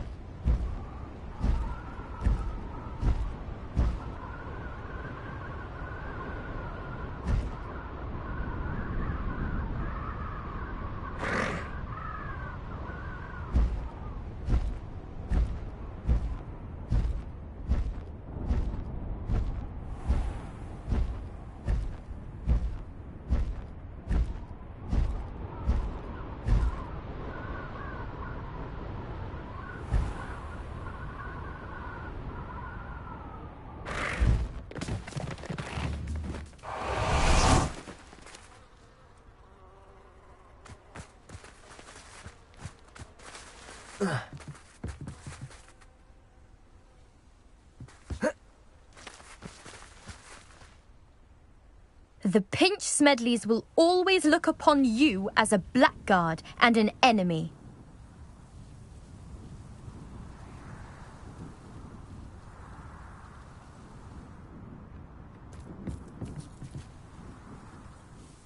Hello, Grace. What are you doing here? You've a nerve, speaking to me after what you did. I hope you're taking good care of my priceless family astrolabe. I'm just here for someone's court. Fine. Would be nice to take you down a peg. I assume you're ready? I'm game. Well, let's see what you're made of.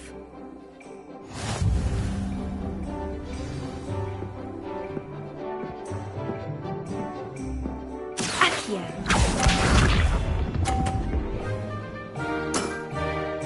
That's the way to do it.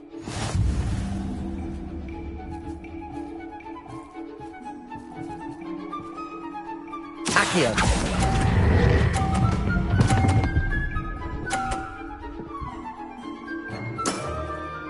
That wasn't what I wanted to see.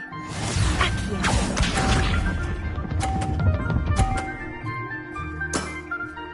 That's the way to do it.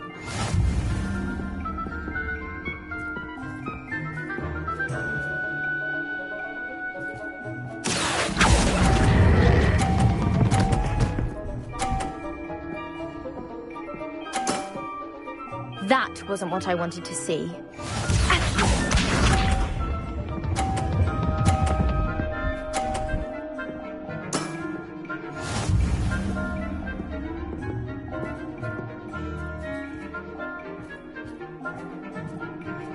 Accio.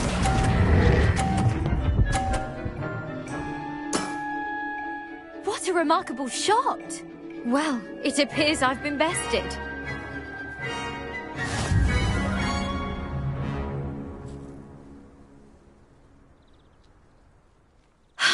Wasn't enough you kept my family astrolabe, was it? You had to beat me at Sumner's Court as well.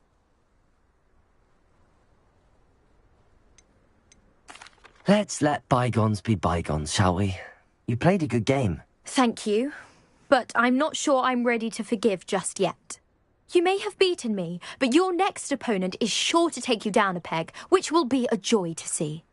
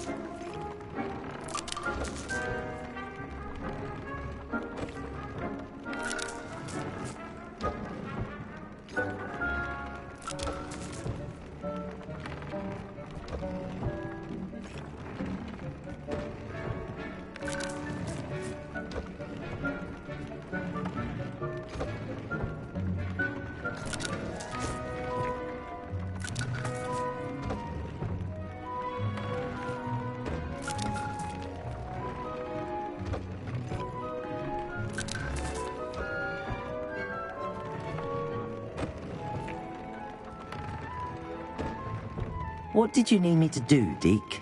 Deke's friend, Tobbs, collects leech juice from a spider-infested cave near Hogwarts. But Deke hasn't heard from Tobbs in a while. As the item you wove in the loom has an enchantment that might be useful, Deke thought you could test it whilst checking on Tobbs.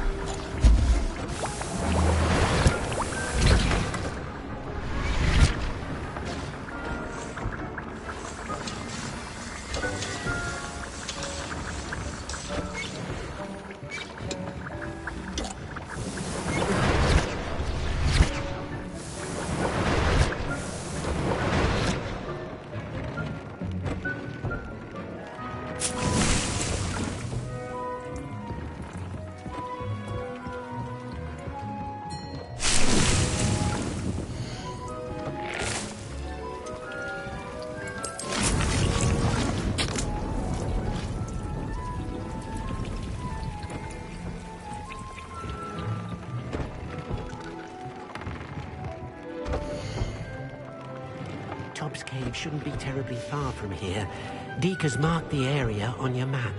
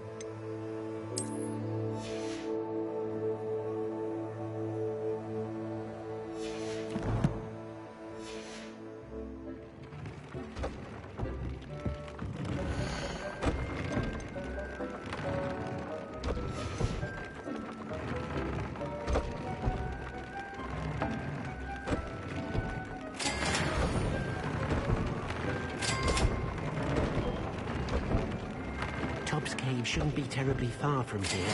Deke has marked the area on your map.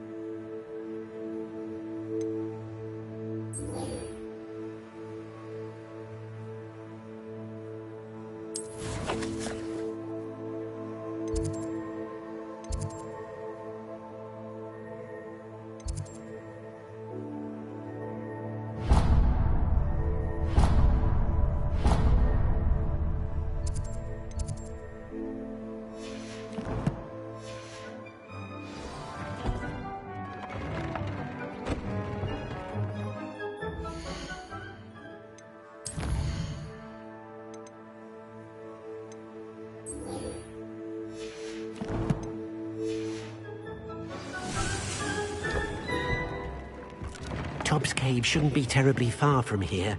Deke has marked the area on your map.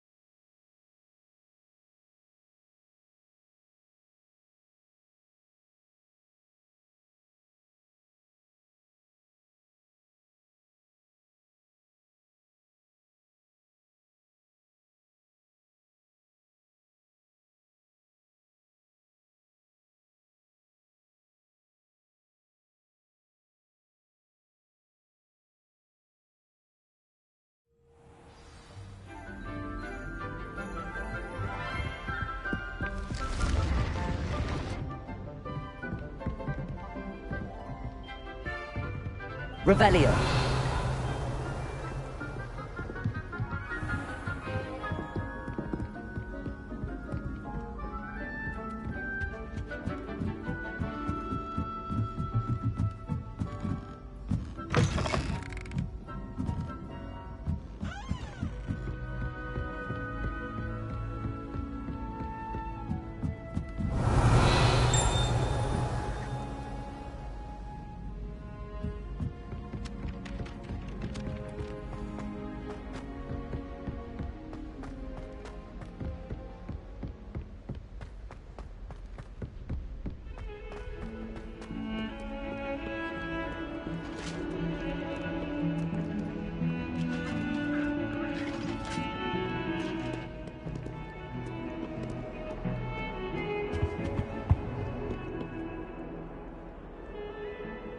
I cannot do this for all eternity.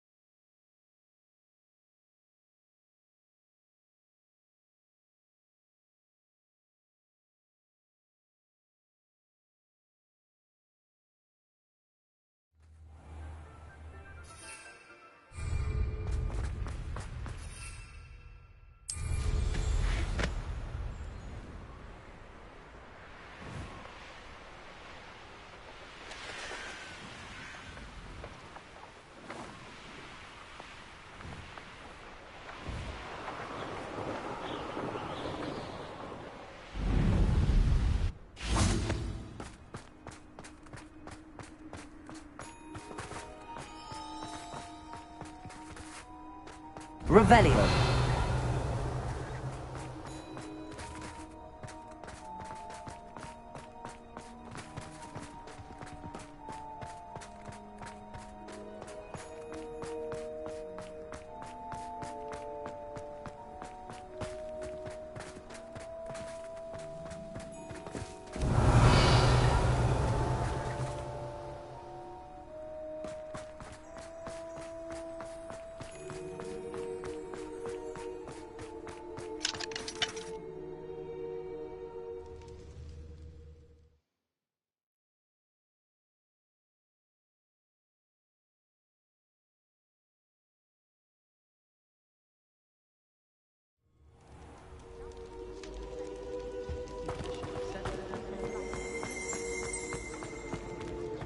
Revelio.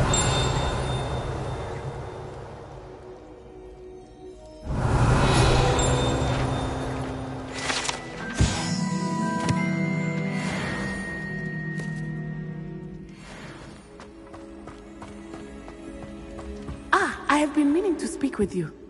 I still can't believe we escaped the Ashwinders. You may not realize it, but you are the talk of the school since you saved me that day. I wonder how everyone knows about it. I told my mother in the hope that she would be more forgiving of what I have been up to if it came from me. She likely told other professors, and news travels quickly. Unfortunately, she might, in fact, have been even less forgiving than I'd hoped.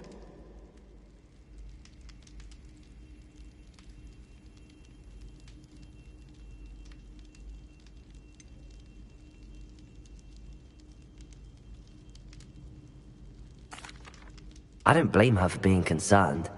We have been involved in some dangerous activities. As the Ashwinders were locking me up and threatening my life, it did occur to me that my mother may have been right. Has Officer Singer done anything with the evidence we provided? She has not. Harlow is as strong as ever. Someone needs to stop him, whether it is us or Officer Singer. If someone had stopped the monsters like him in Matabeleland, my father would be alive today. What exactly happened to your father? It was a beautiful day. My mother had gone to tend to a neighbor who was ill, and so my father and I were galloping in the savannah. Galloping? Your father was also an animagus, I take it? He could become the most majestic giraffe, and he would carry me on his back, my arms around his neck. We were on our way home when we surprised a group of bandits who had come from our village. One of them saw me just as he removed a scarf from his face. He shouted and then aimed his rifle. He didn't want you to identify him. Exactly. In an instant, my father bowed his neck to protect me and was hit. As he fell, my father changed back into his human form. When the bandits saw this, they turned and ran in fear. Magic terrified them, and then he was gone. And it was all my fault. Your fault? How so? He died protecting me. If I had been capable of protecting myself, he would still be alive today. My mother and I tried to go on without him, but it became too much for us there. A few years later, we left to come to Scotland.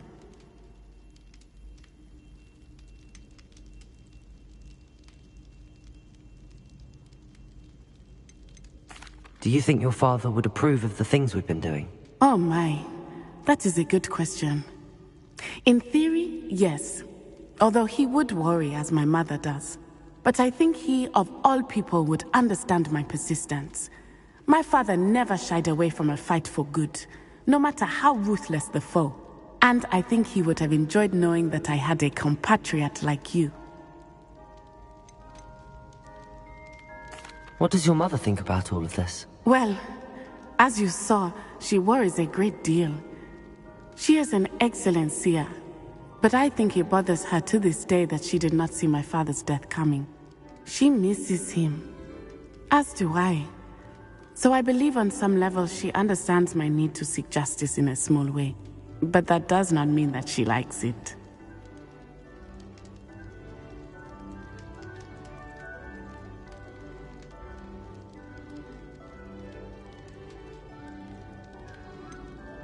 Do you think taking down the Ashwinders will avenge your father's death? No.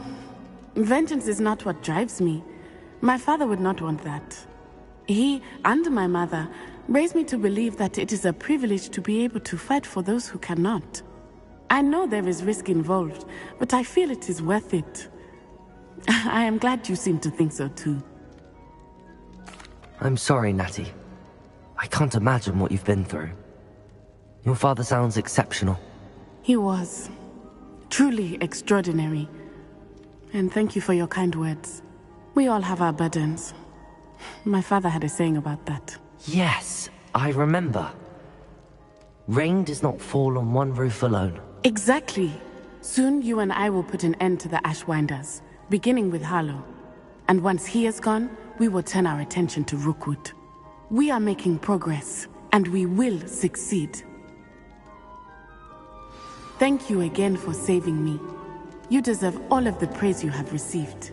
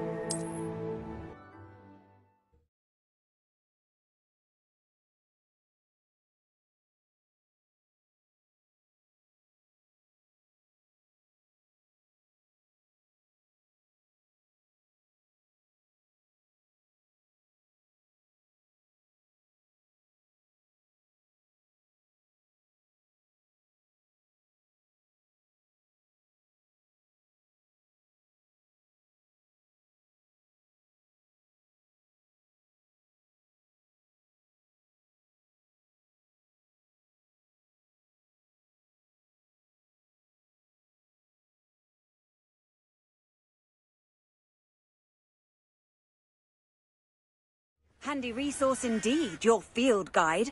I'm most pleased to be included. Expelliarmus! Is that you, Royland? Oh, I'm going to enjoy this. Levioso!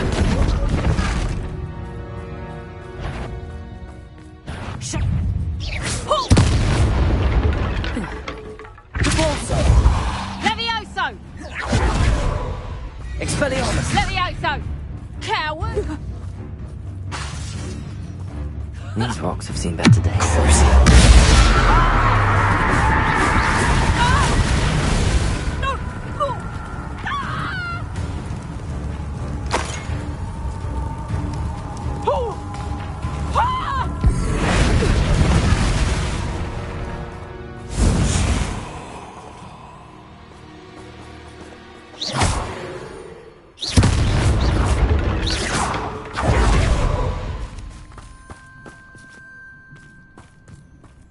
Let's see what's up your sleeve this time, Merlin.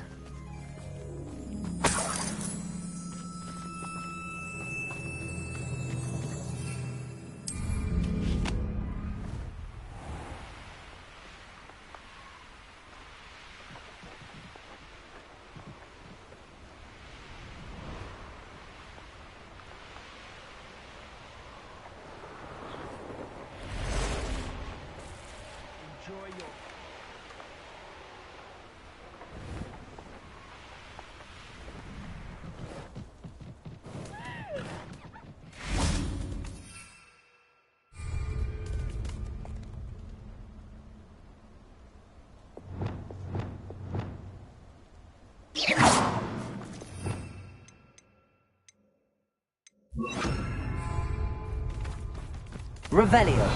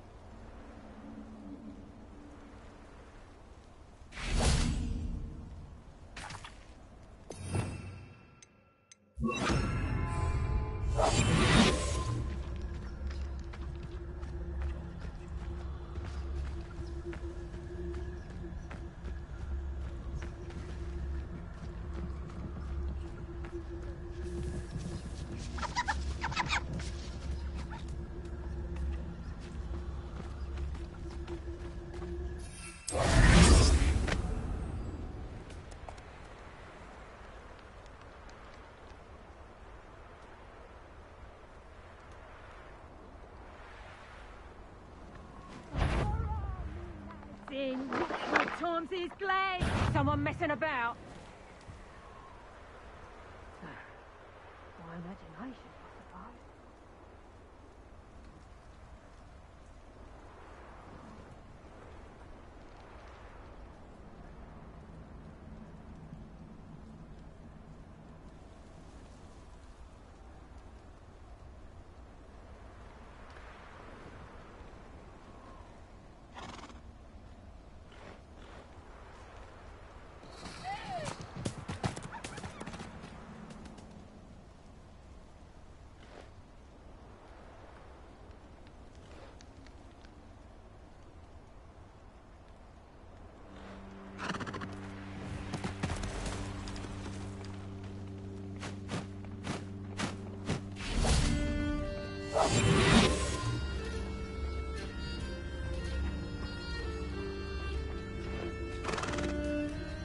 Arrest them.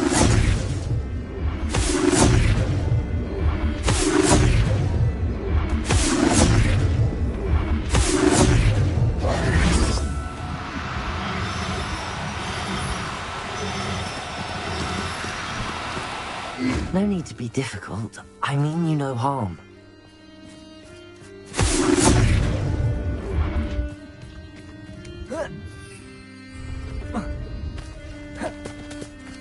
Arresto momentum.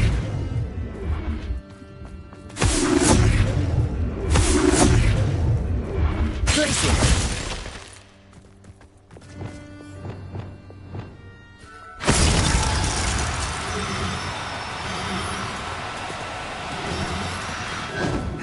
Arresto momentum. Arresto momentum.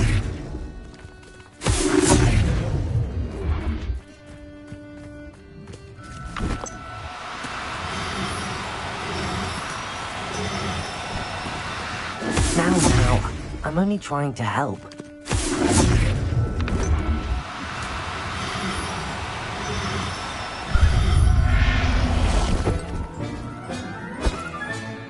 Settle yourself. I mean you no harm.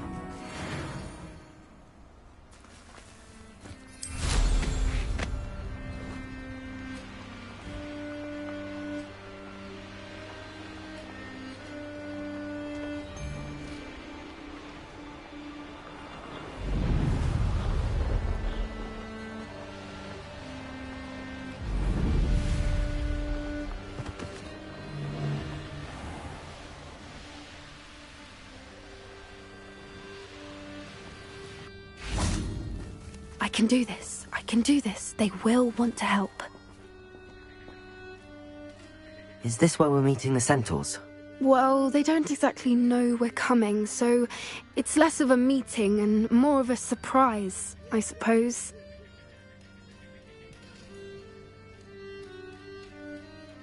Once we tell them about the Snidgets, they'll understand why we came and they'll want to help. I hope you're right. Perhaps they'll be able to tell that we're sincere. There's something about them that's so knowing. It's almost unnerving.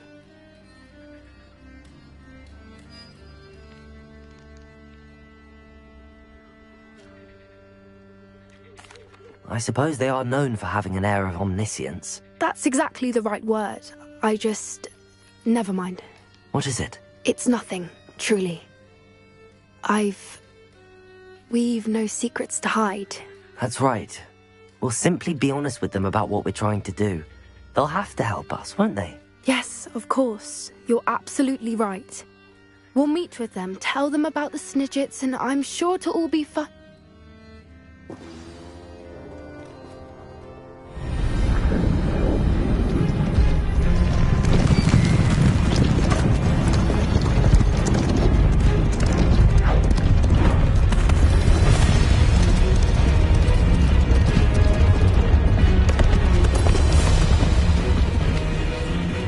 What do you think you're doing here, humans? Please! We were hoping to speak with you. Ah! I suppose you'd like a tale for your friends of the time you spoke to a centaur, and it spoke back. No! Never! We're here because we need your help. Enough! You made a grave error in judgment in coming here, little witch.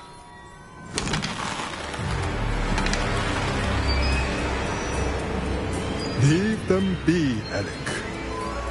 We do not harm the young.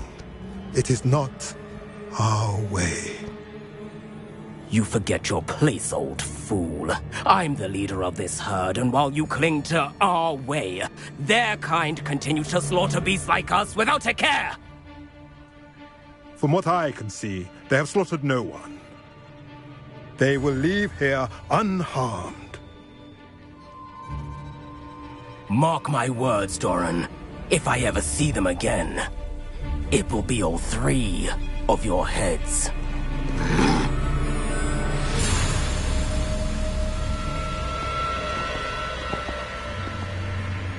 Foolish children. Do you know what happens to wizards who wander here? Now, follow me before Golden Snidgets are still alive, and the poachers are after them.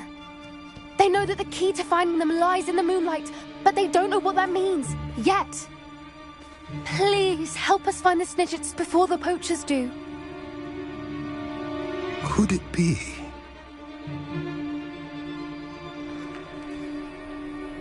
In the south, there is a cave within which lies what the poachers seek. A moonstone. Retrieve it and place it in the henge in the forest. I, on the other hand, must go speak with the herd. Find me after you have done this.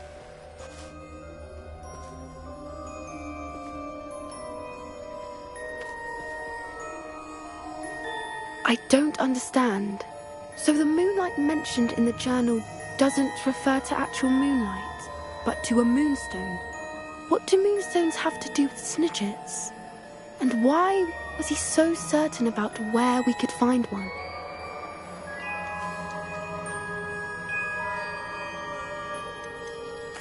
Isn't Moonstone all around us? Why retrieve one from a cave? Knowing centaurs, I suspect he's referring to a specific moonstone. We'll likely know it when we see it.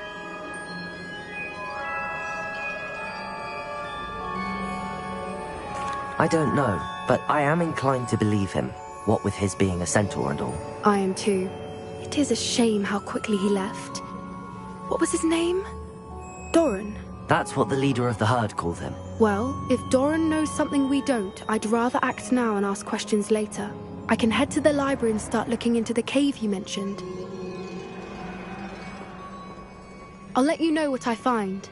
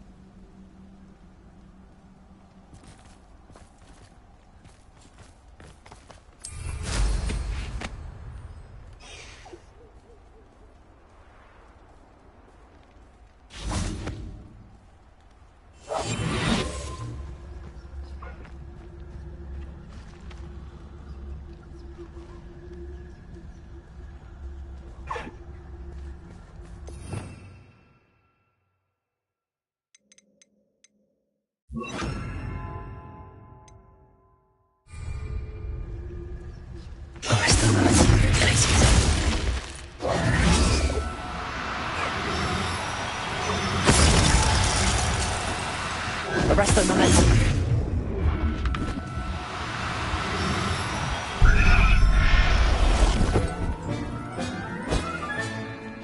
I'll look after you.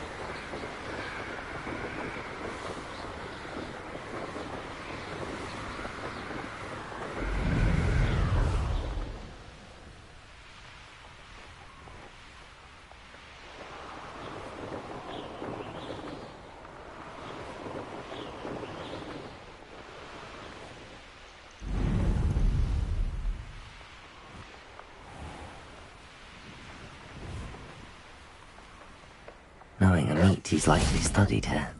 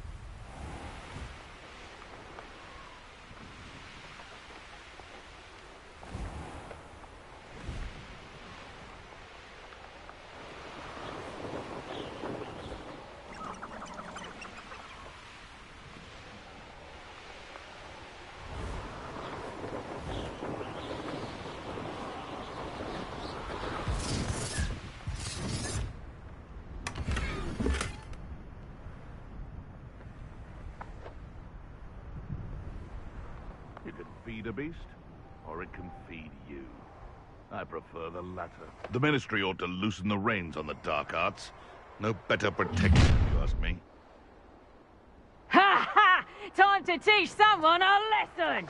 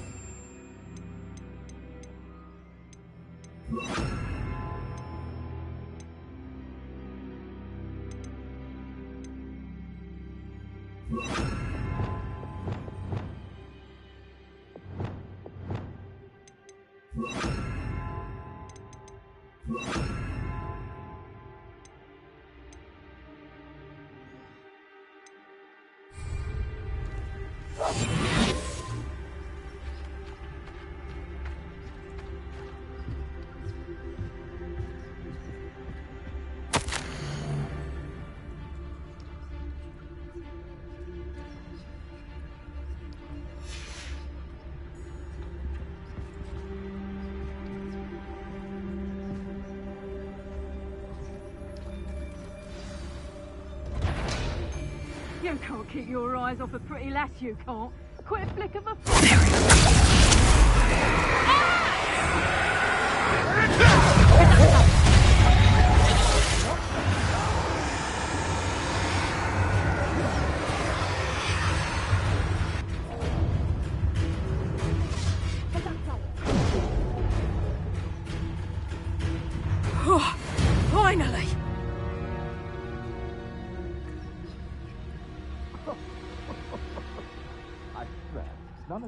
You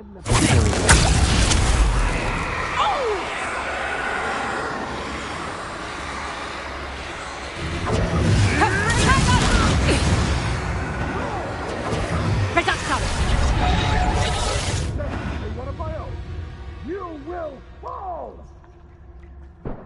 Hey, no! Now I can fight back! Oh, I'm going to enjoy this.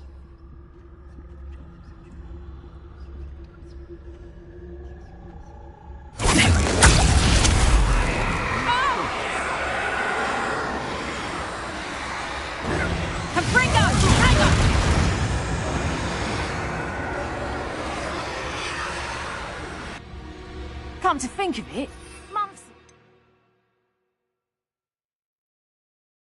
I had a brooch. Nice it was. Sparkled like the glint in my eyes when I...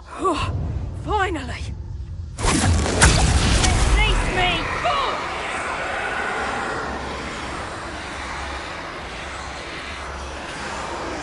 How come I always do the short straw?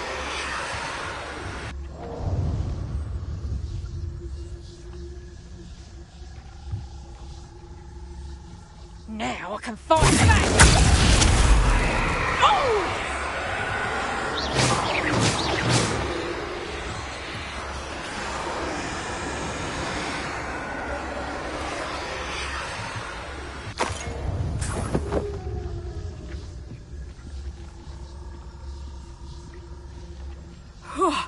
Finally!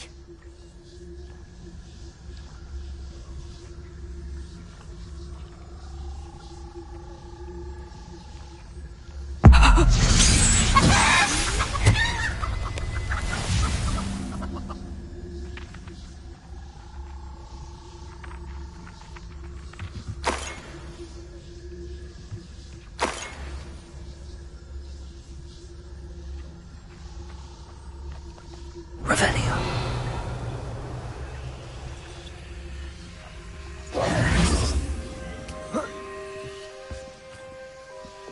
Lumos.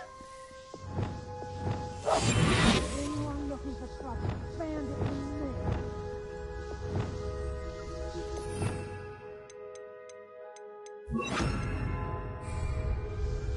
Revelio.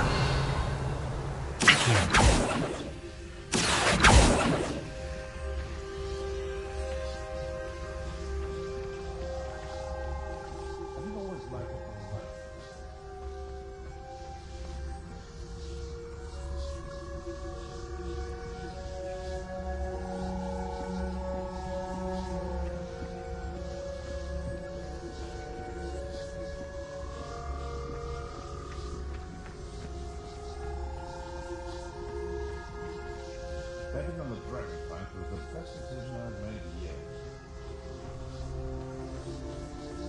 Ha ha! Time to teach someone a lesson! Stop right there! Bombardo. Accio.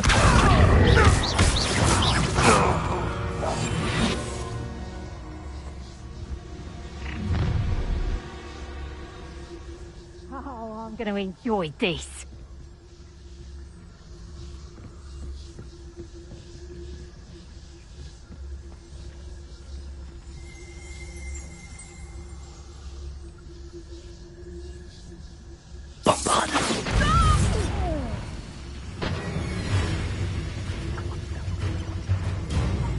I'll have you stewed like a lamb!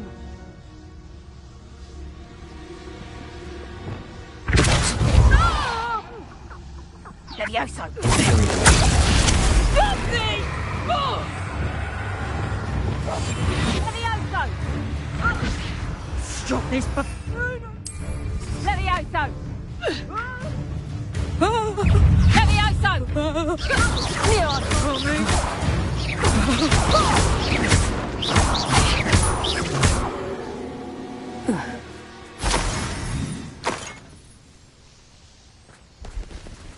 Revelio.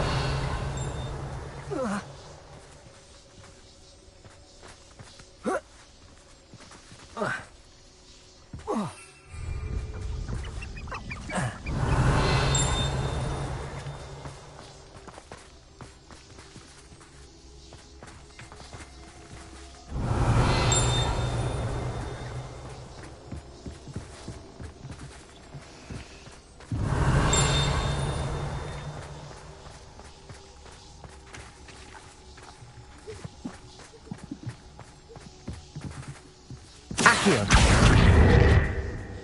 Revelio.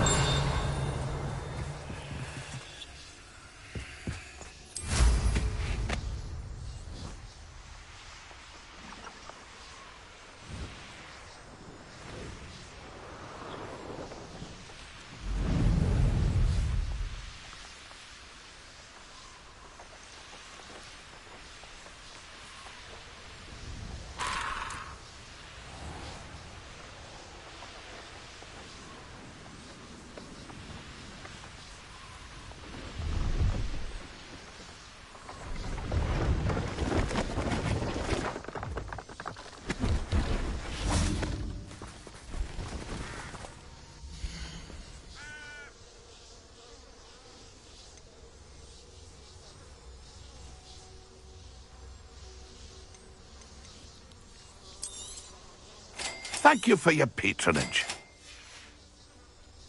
It's been a pleasure.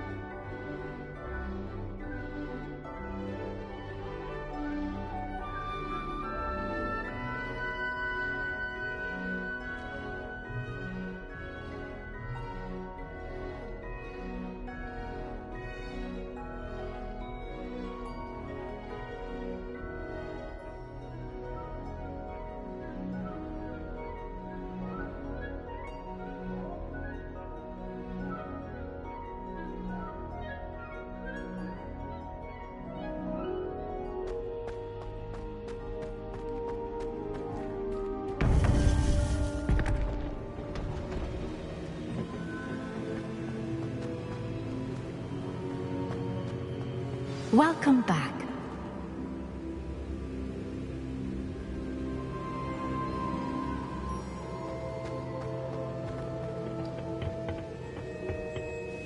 Hello, Professor.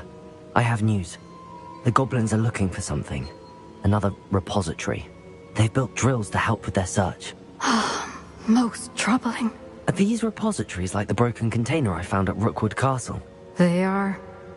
I fear we have no time to lose. Have a look at the map. Fortunately, the next trial is fairly nearby. It's Hogwarts.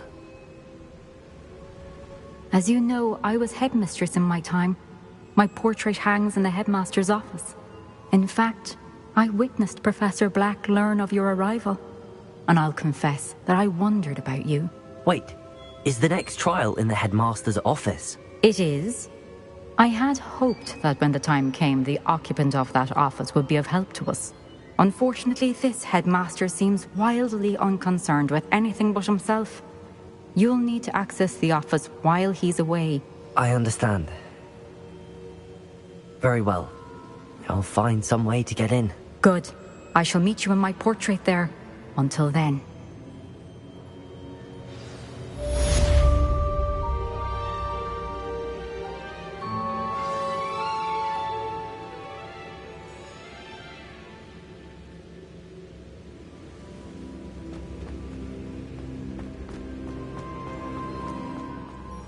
How will I gain access to the headmaster's office? Perhaps Professor Fig will know what to do.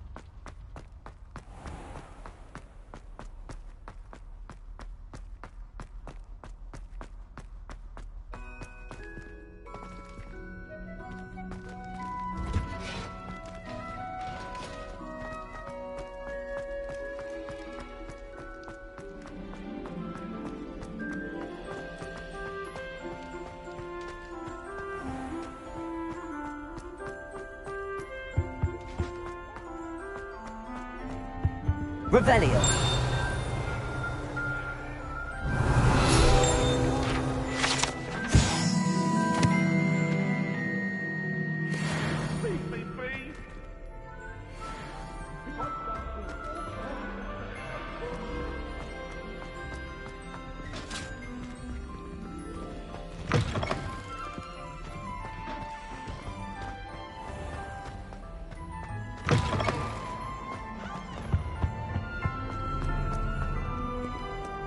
Revelio.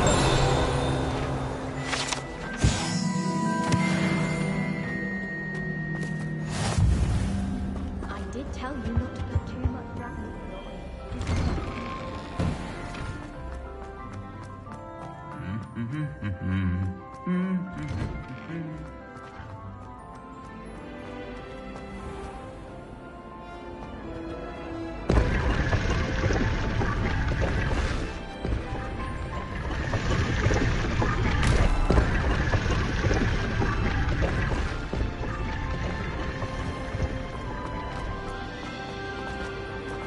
I can't say I find it too distracting myself.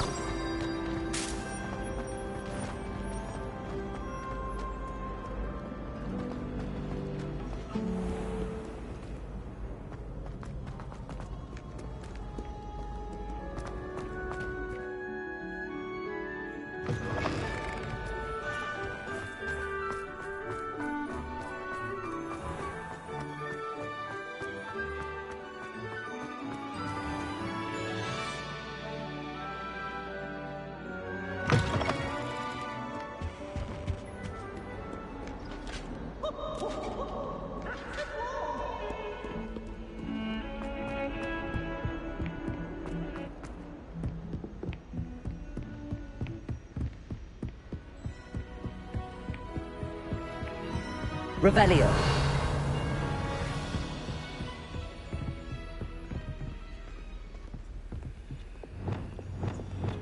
Lumos.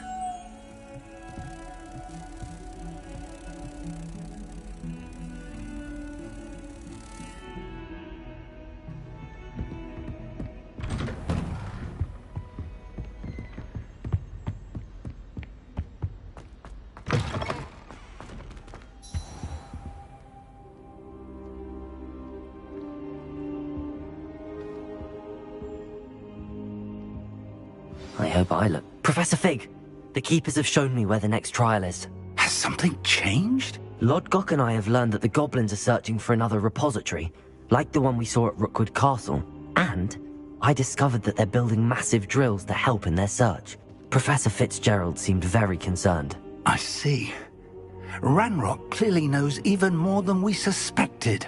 And sir, there's something else. Lodgok knew Miriam. He knew Miriam? They encountered each other at Rookwood Castle. She was doing research. That's where she found the container with the port key. He liked her so much that he let her leave with it, despite orders from Ranrock. I don't know what to say. She could win over almost anyone. I want to hear more of this. And, in fact, I'd like to speak with Lodgok directly. But we've no time now. Where is the next trial? Believe it or not, it's in the headmaster's office. Incredible. Very well, you'll need the password to get past the stone gargoyle. The headmaster's house elf will know it. I don't know the headmaster's house elf. Will he even speak to me? I imagine he's loyal to the headmaster. He is. So you'll need a disguise. I have just the thing. A polyjuice potion. You'll look and sound like Professor Black. Wait, doesn't polyjuice potion require a bit of the person you want to change into? And take ages to brew? It does. So how do you already have polyjuice potion to change into Professor Black? One never knows when such a thing may come in handy. Let's just say I felt the need to be prepared for anything after my fruitless trip to the ministry on his behalf. Now, time is of the essence. Drink up and I shall explain more.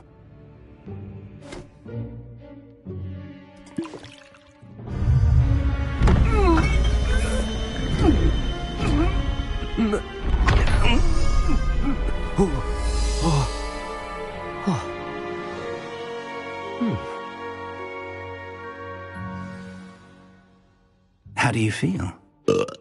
Incredible. I won't forget that taste anytime soon. How do I sound? Convincing.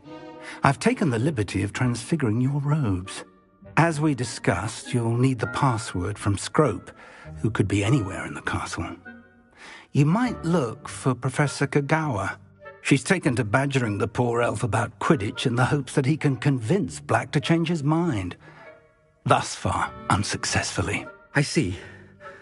But what if Professor Black sees me? Leave him to me. I shall tell him where to meet a liaison from the Ministry in Hogsmeade. That should give you plenty of time. Thank you, Professor. I suppose we'll meet again in the map chamber. It's rather strange to hear gratitude coming from Professor Black. I'll see you there. Now to find the headmaster's house elf.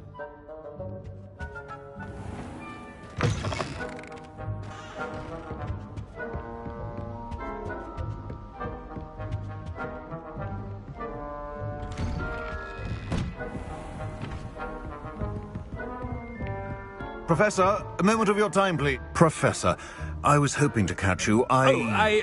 Places to be, Professor Sharp. Places to be. Of course, sir. Only, you'd asked me about a particular potion, and I did? I did, yes. Well, spit it out, Sharp. I don't have all day. Probably best not to discuss it here, sir. I assure you, Sharp, you may speak freely. Very well.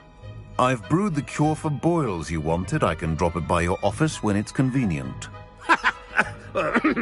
Of course, yes. No need for all the cloak and dagger. Simply have a student deliver it. A student? Very well, sir, if you insist. I do. And thank you, Sharp. I just hope you've brewed enough for all my boils. Now, to determine which student gets... Stand proud, purebloods. The future is yours.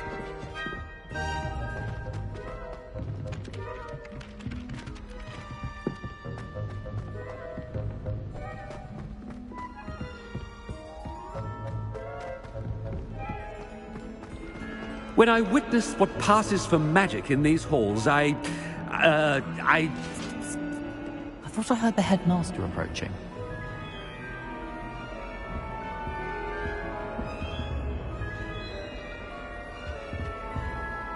Gareth! Mr. Weasley! What are you doing here? Don't you have, somewhere to be? Oh, Professor! Yes, of course! All sorts of places I'd rather be right now. Do you need something from me? I'm looking for my house elf. Surely you've seen him? Ah, the little one-eared fellow. I saw him heading to the Great Hall moments ago. Muttering on about your, sterling graces, sir. I am watching you, Mr. Weasley. Mr. Redding, who owns Honeydukes, tells me some of his billywig stings recently went missing. Prime potion ingredient. And I know you fancy yourself a skilled potioneer. What? But, sir, I haven't been anywhere near Honeydukes. Bah! That's enough from you. Just know that I have eyes and ears everywhere. On your way, Mr. Weasley.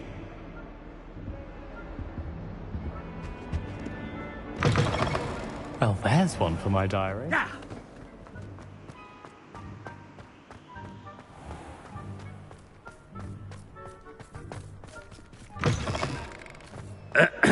I wonder almost daily why I accepted this appointment from the Ministry.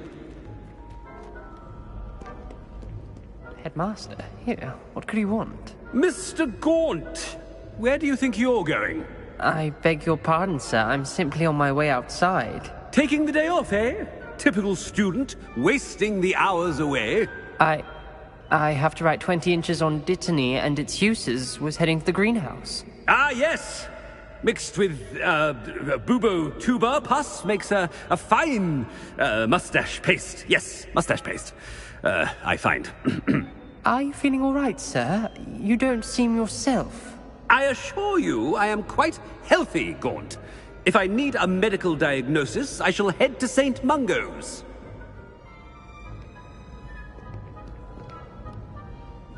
Something is very wrong.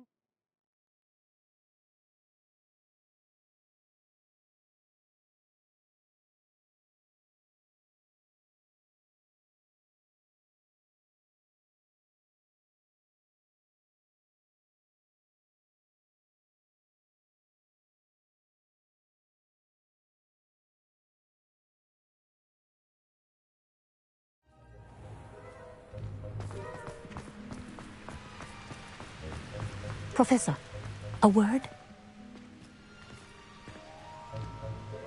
Professor Black, again, it is not too late to reconsider your decision regarding Quidditch. We could still have trials and a somewhat shortened season. It would be better than none at all. But the injury, Madam Kogawa. Professor, more than one student has taken a bludger to the head on our pitch. I dare say it knocked some sense into them. And they're fine now. The fact that it happened to be a pureblood, well, that's no reason to... What nonsense! That you would trivialize the health of a student over a silly game. A silly game? You are quite impossible sometimes. Sir, I've a good mind to write to the Department of Magical Games and Sports at the Ministry about you. Good idea. I can even provide the parchment should you need it. Now, where is my elf? Parchment? Very well, I will, and with pleasure. And I spotted Scrope in the Great Hall. Seems to be avoiding me. I wonder why. Good day, Madam Kogawa. What did we do to deserve him as a head? Chewing with your mouth open? Where are your manners?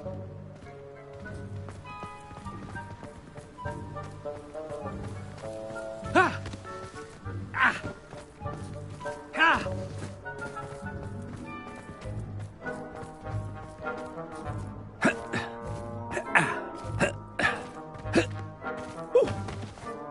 It's the headmaster, and he's coming this way. Miss Broom, a word. Oh, Professor, this is an interesting surprise. It's Bloom, by the way. Remind me of your area of affinity, Broom. OWLs are swift approaching. Charms, sir. Non-verbal spells. Might work on one that makes me disappear. Well, keep at it, Broom. And before you know it, you'll be as invisible as that new fifth year seems to be. They're not invisible, sir. I've seen them near the library. In fact, they help me with my, heavy books. Speaking of invisible, where's my blasted house elf? Something seems a little off with the headmaster.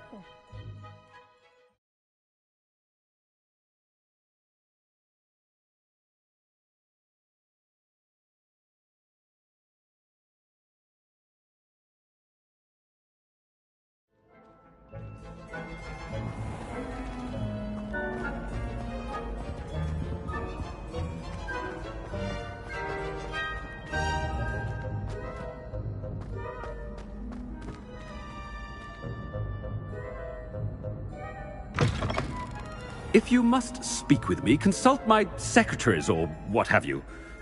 Now move along.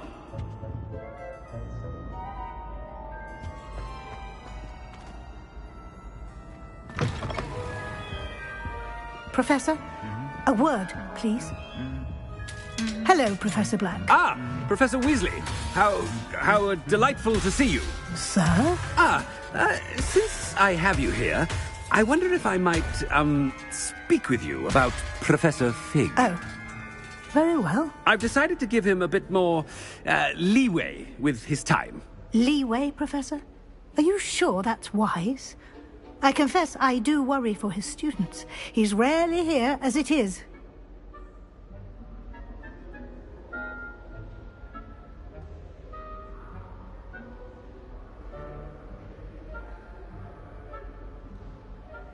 Ah, well, yes.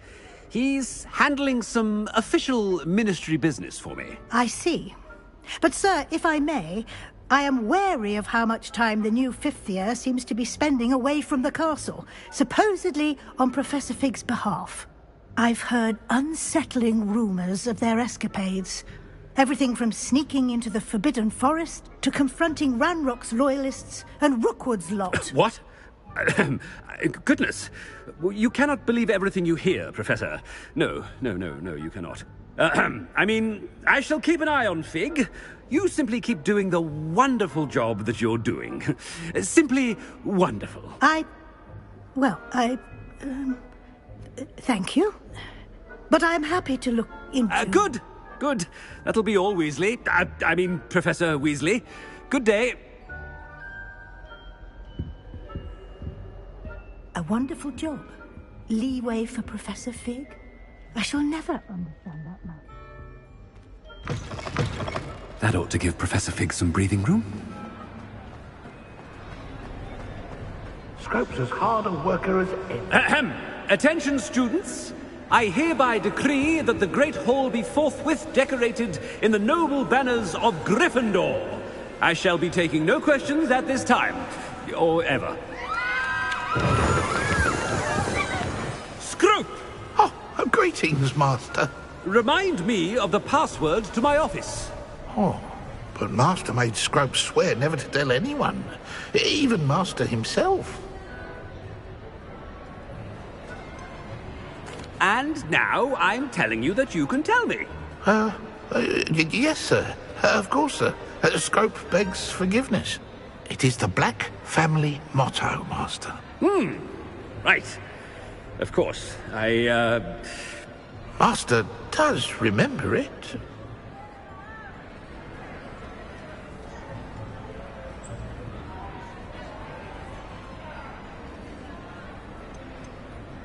It's pure bloods forever, isn't it? Close, Master.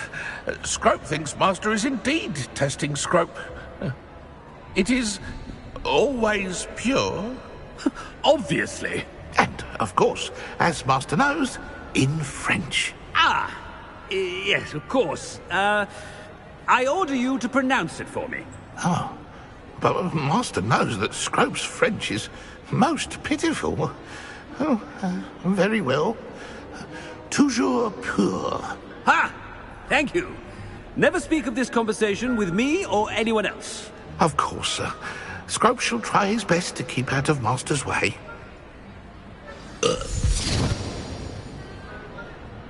The polyjuice potion's wearing off. I best get out of sight.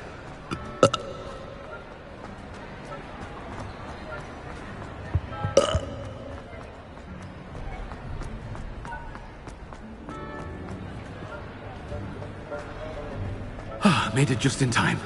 It's wearing off.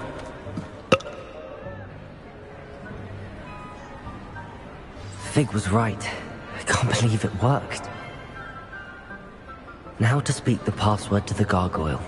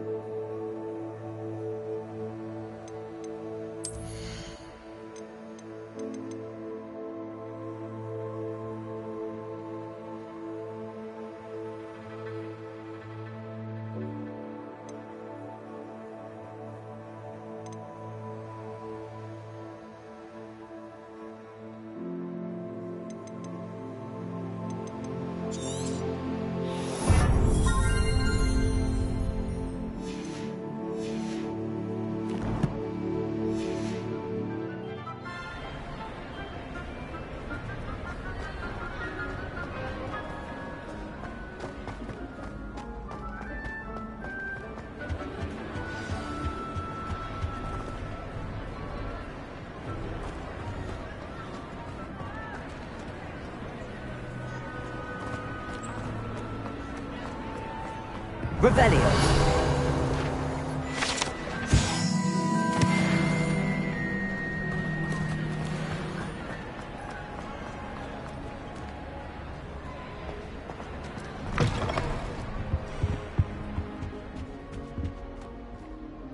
Looks as if Poppy's finally made a friend.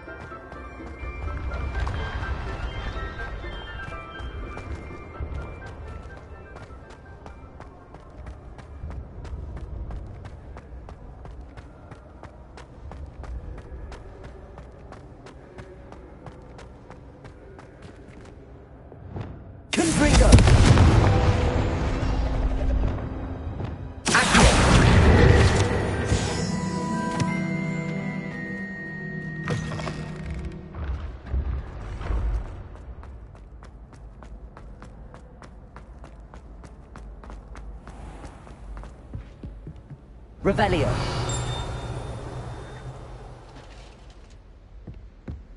I'd better keep an eye on high places around the school for Zenobia's gobstones. Accio! Well, that's one of Zenobia's gobstones. I hardly see what all the fuss is about.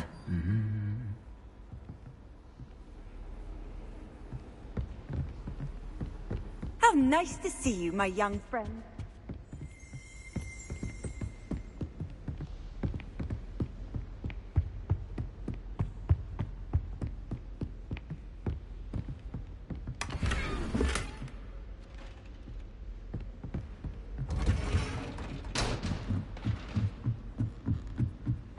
Revelio.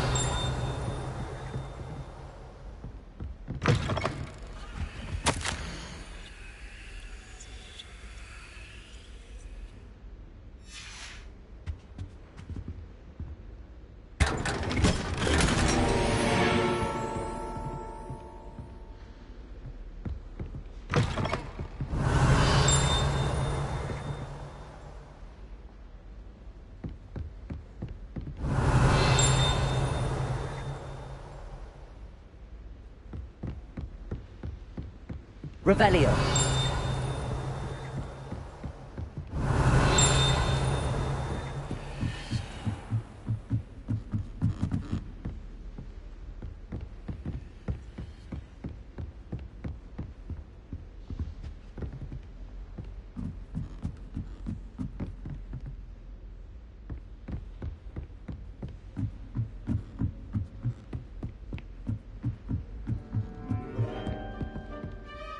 Revelio.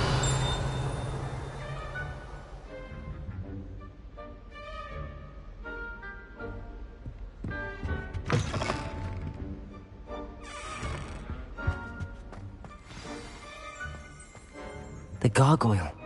That's where I need to speak the password.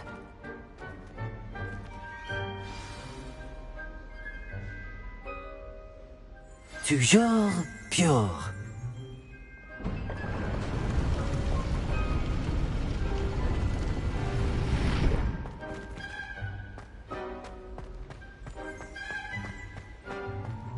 I wonder if all the elite wizarding families have a motto. Revelio.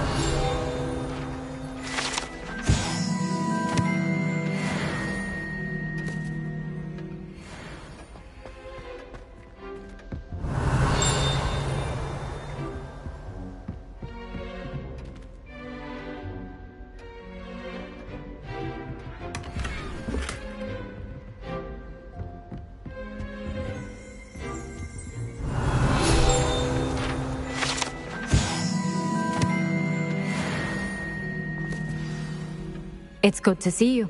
All thanks to Professor Fig's quick thinking. Now what? Approach the pedestal in the antechamber and read the book that appears.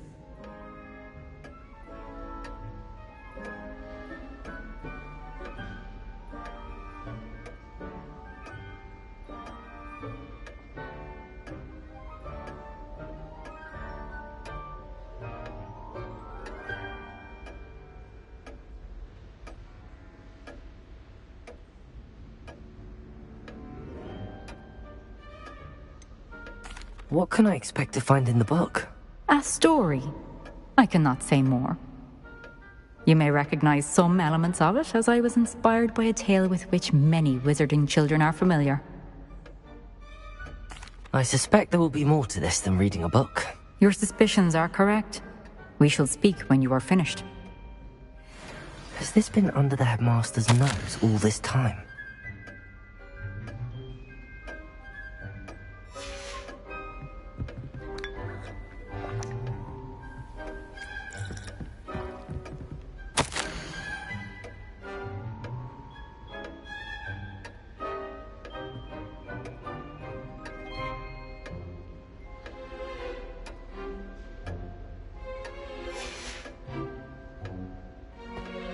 Revelio.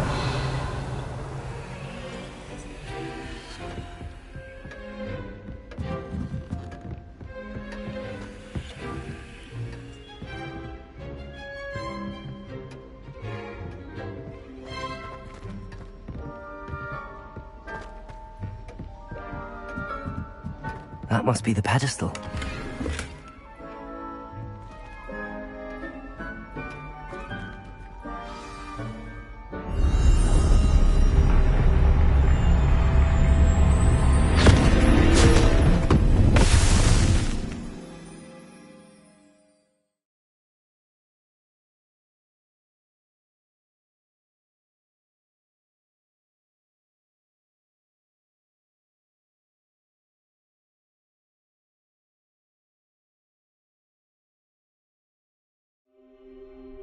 Where am I?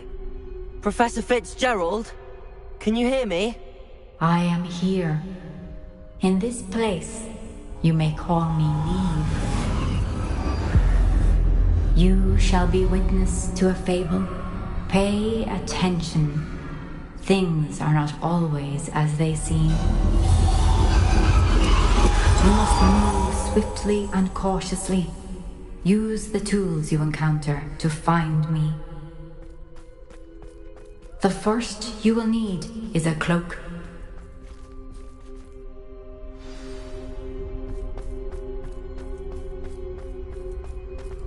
In this place, as in life, death takes many forms. Avoid each of them at all costs.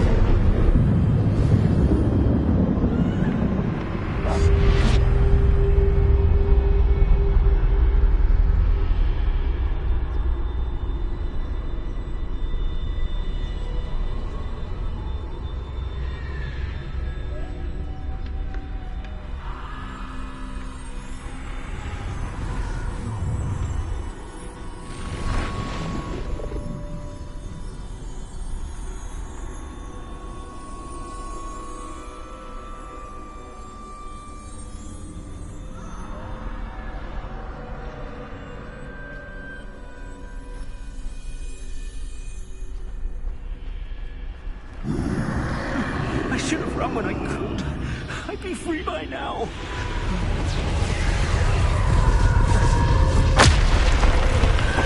This is my chance. I'm coming, Neve.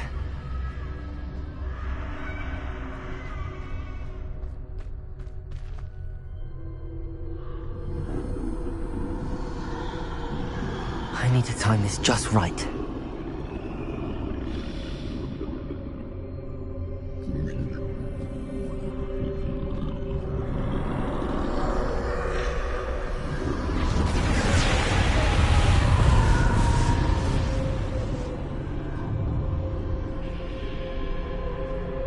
I see.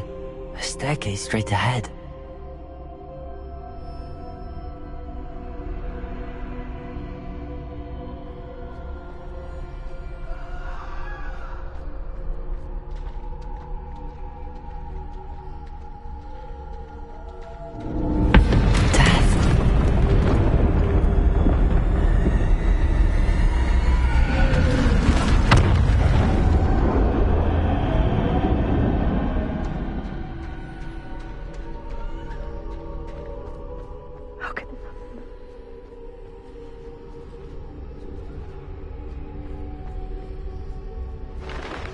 A ladder. Perhaps they won't be able to find me if I go up there.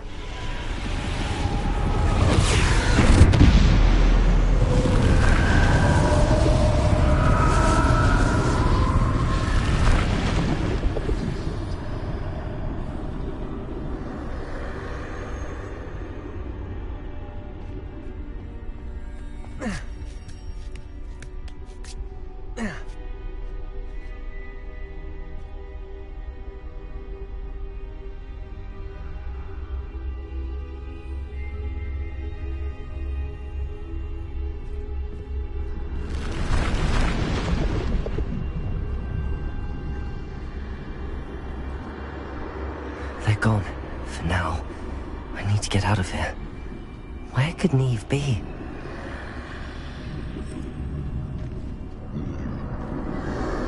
Too many. I must cross this road as fast as I can.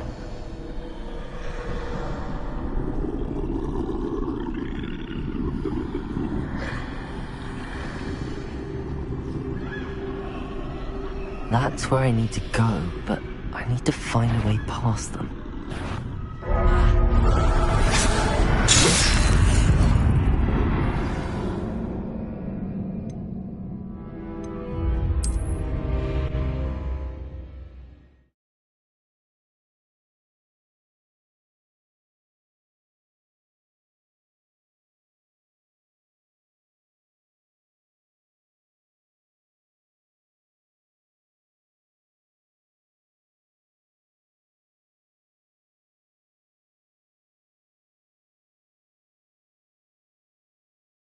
I can't stand this much longer! I need to get out of here! I'd best move while I can. Neve must be here somewhere. Too many. I must cross this road as fast as I can.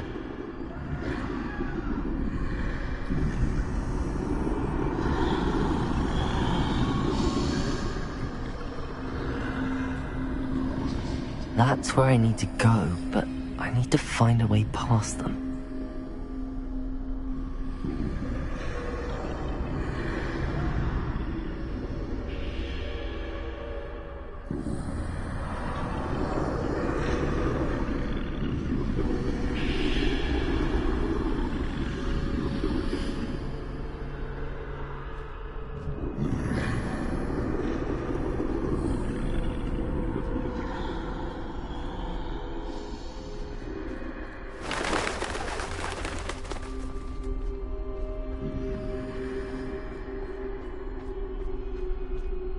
Nothing this way, but more danger. There must be another way to find you. I need to turn back. There's no getting past them that way.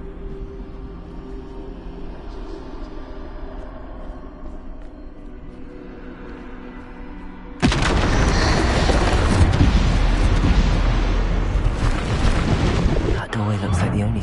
closed tight. No way but forward, I suppose.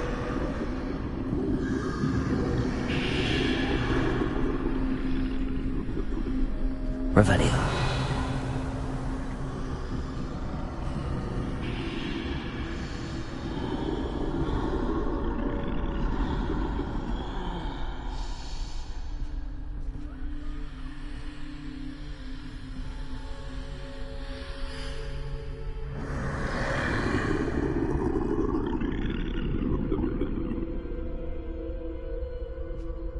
Now's my chance.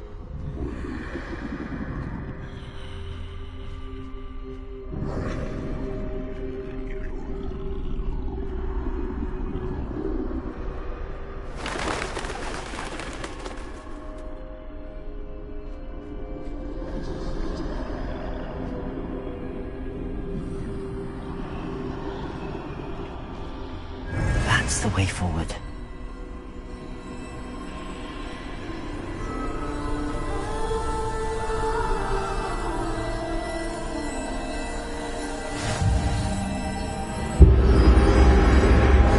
Can this be? I think I'm invisible.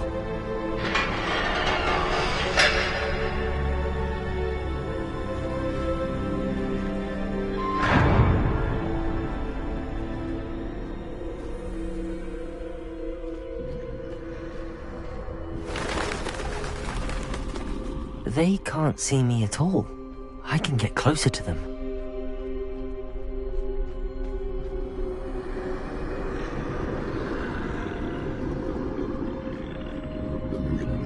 This is the way forward. Finally free. Now where are you, Neve?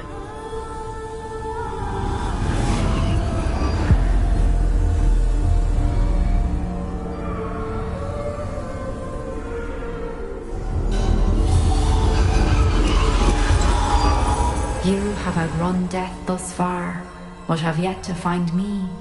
Keep searching, but this time you will be unable to hide. Wield the wand you see before you. Do not squander its extraordinary power.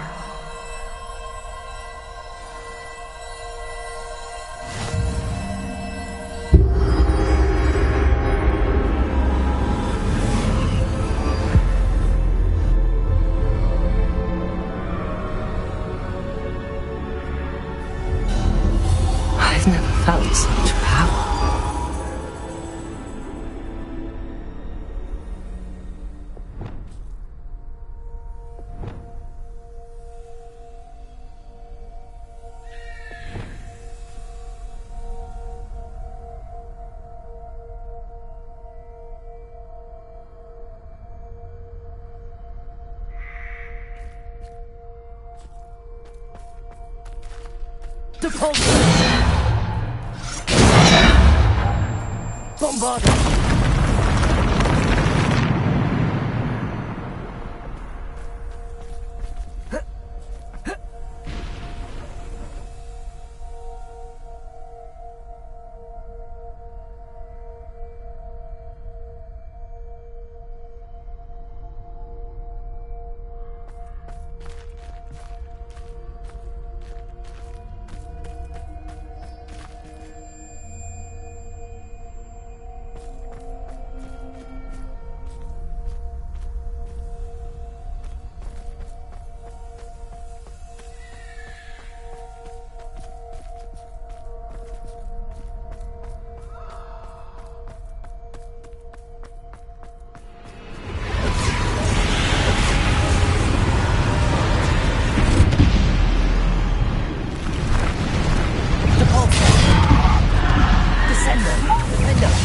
Bombarder!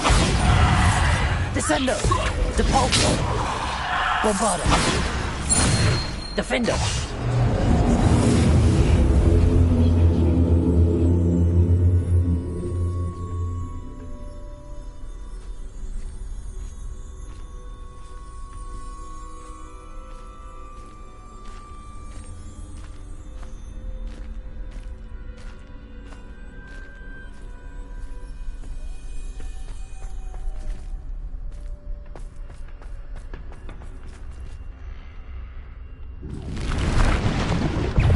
Descender! Defender! Bombarder! Depulsor! Descender! Defender! Bombarder!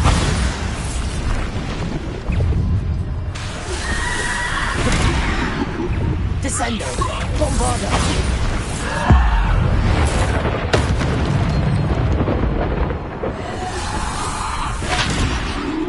Defender! Bombarder! Depulsor! Descender! Defender! Descender!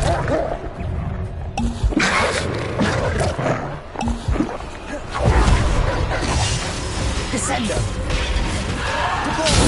Bombarder! Defender! Bombarder!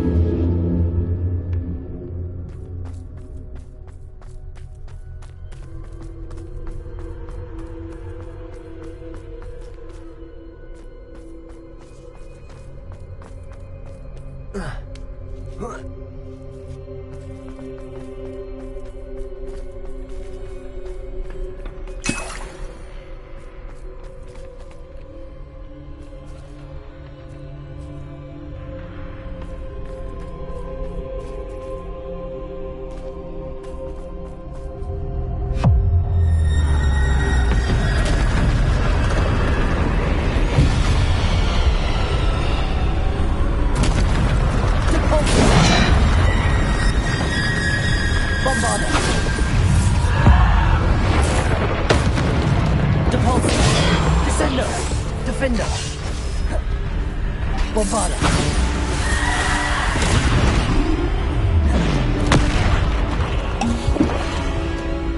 Descender! Bombarder! Defender!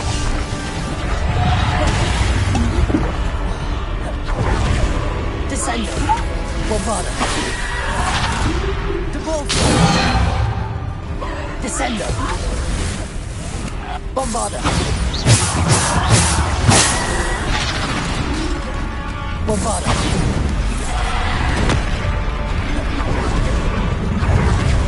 Defender!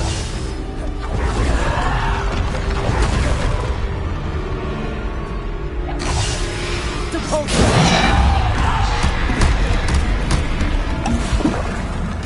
Bombarder!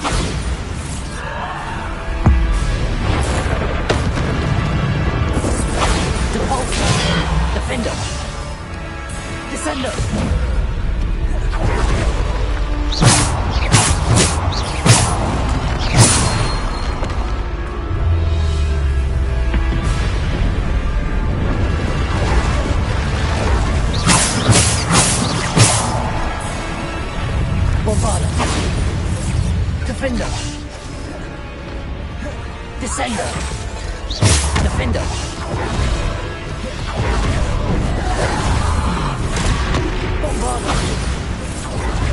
Cinder!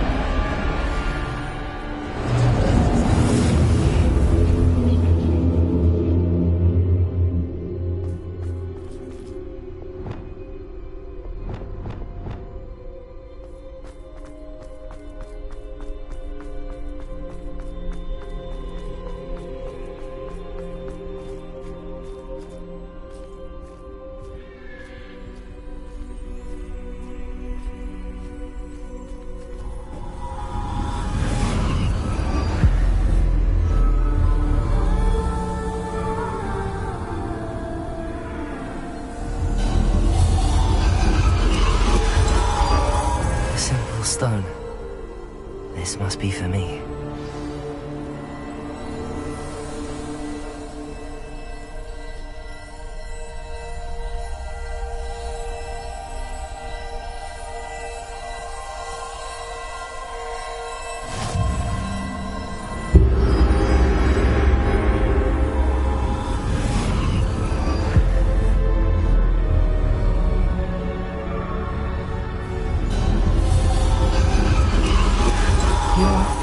finished, pass through the mourners ahead.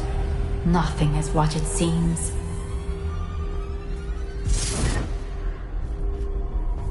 I can't believe she's dead. Dear sweet Neve. Neve! May her memory be a treasure to us forever.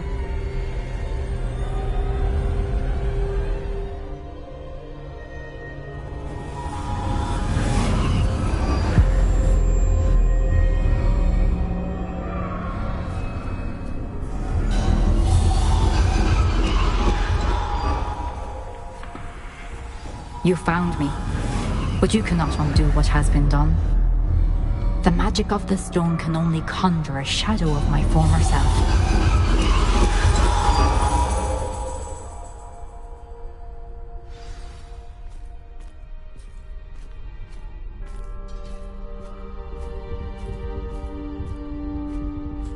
But there is no light without shadow, as there is no shadow without light. Simply because you can eliminate darkness does not always mean that you should.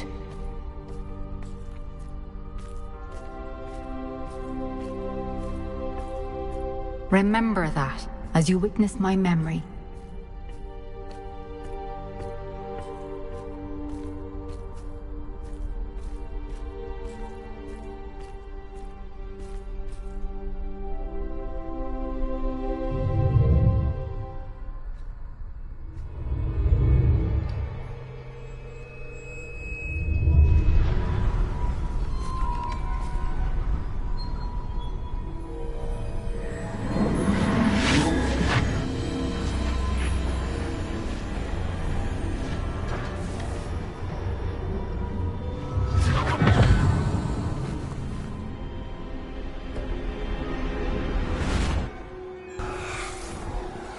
Isadora, what you did for your father was remarkable. Wasn't it? And Percival needn't worry about the strands of emotion or the traces that this magic leaves. I found a way to contain all of it. You haven't stopped. Goblin Silver. You spoke to a goblin about this. Don't worry, he has no idea what we're containing. We don't know what effect any of this may have. The emotions, the dark traits. You sound like Percival. And as it happens, I do know. It is a source of strength, of focus. Somehow it enhances my ability to wield magic. I don't follow, Isadora. I think we can harness it. Power like this is not to be toyed with. In the wrong hands. You saw what I did for my father. Oh, Neve, imagine the good we could do. Everyone is in some kind of pain.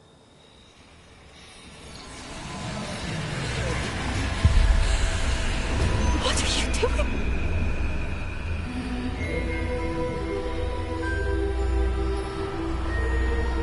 Breathe it in. Can you feel it? Oh, Isadora. This must stop. All of it. You've kept this power to yourselves for so long because you fear it. I choose to embrace it.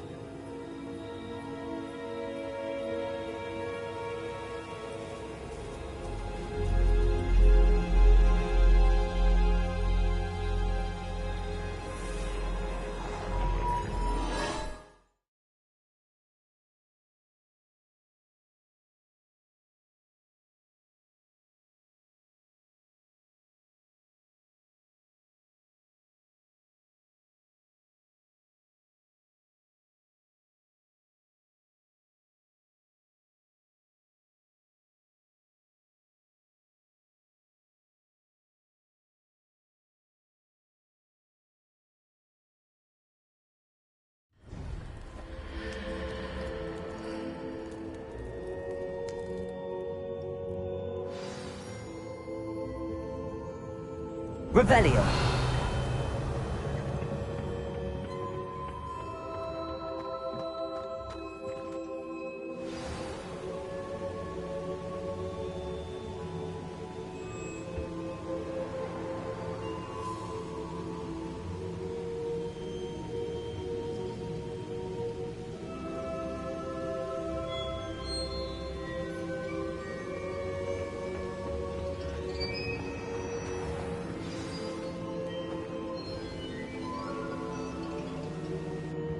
Is it true?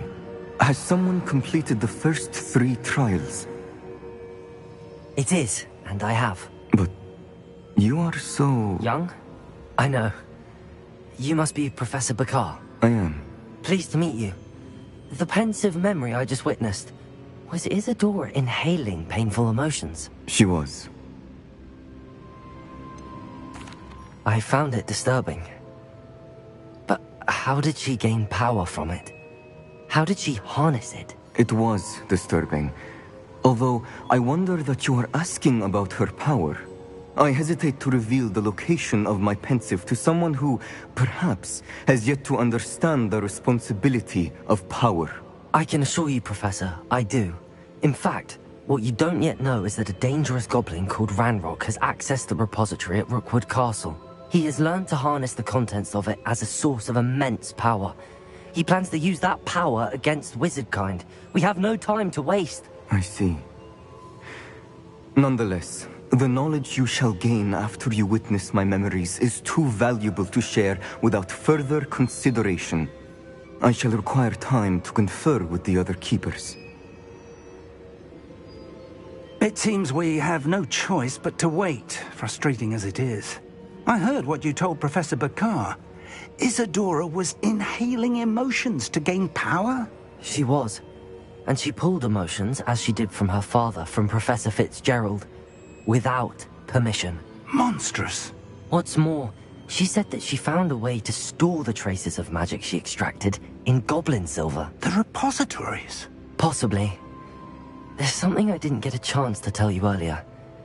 Ranrock has been digging at locations tied to the 5 names he found in the journals of a goblin metalworker named Bragball. 5 names? The Keepers, and who else? Isadora Morganac? Precisely. That's how he's been one step ahead of us. Gringotts, the Tower, Rookwood Castle. If the Keepers won't tell you where the next trial is yet, I say we at least maintain a watch on Ranrock. Perhaps he'll lead us to more information. Perhaps. I hope to hear from Lodgok soon. I haven't heard anything since I learned of the drills. Oh, and as you've probably guessed by now, your Polyjuice plan worked like a charm. I knew it would.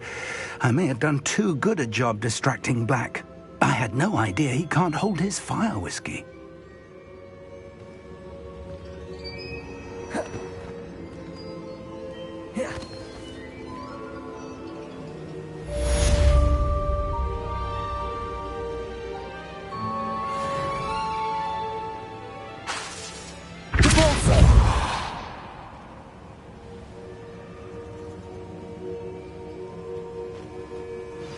I shouldn't have reacted so bitterly about your goblin friend. I apologize. I hope we can finish what we started with the triptych. Please meet me at the southern coast. We can search for the final canvas piece.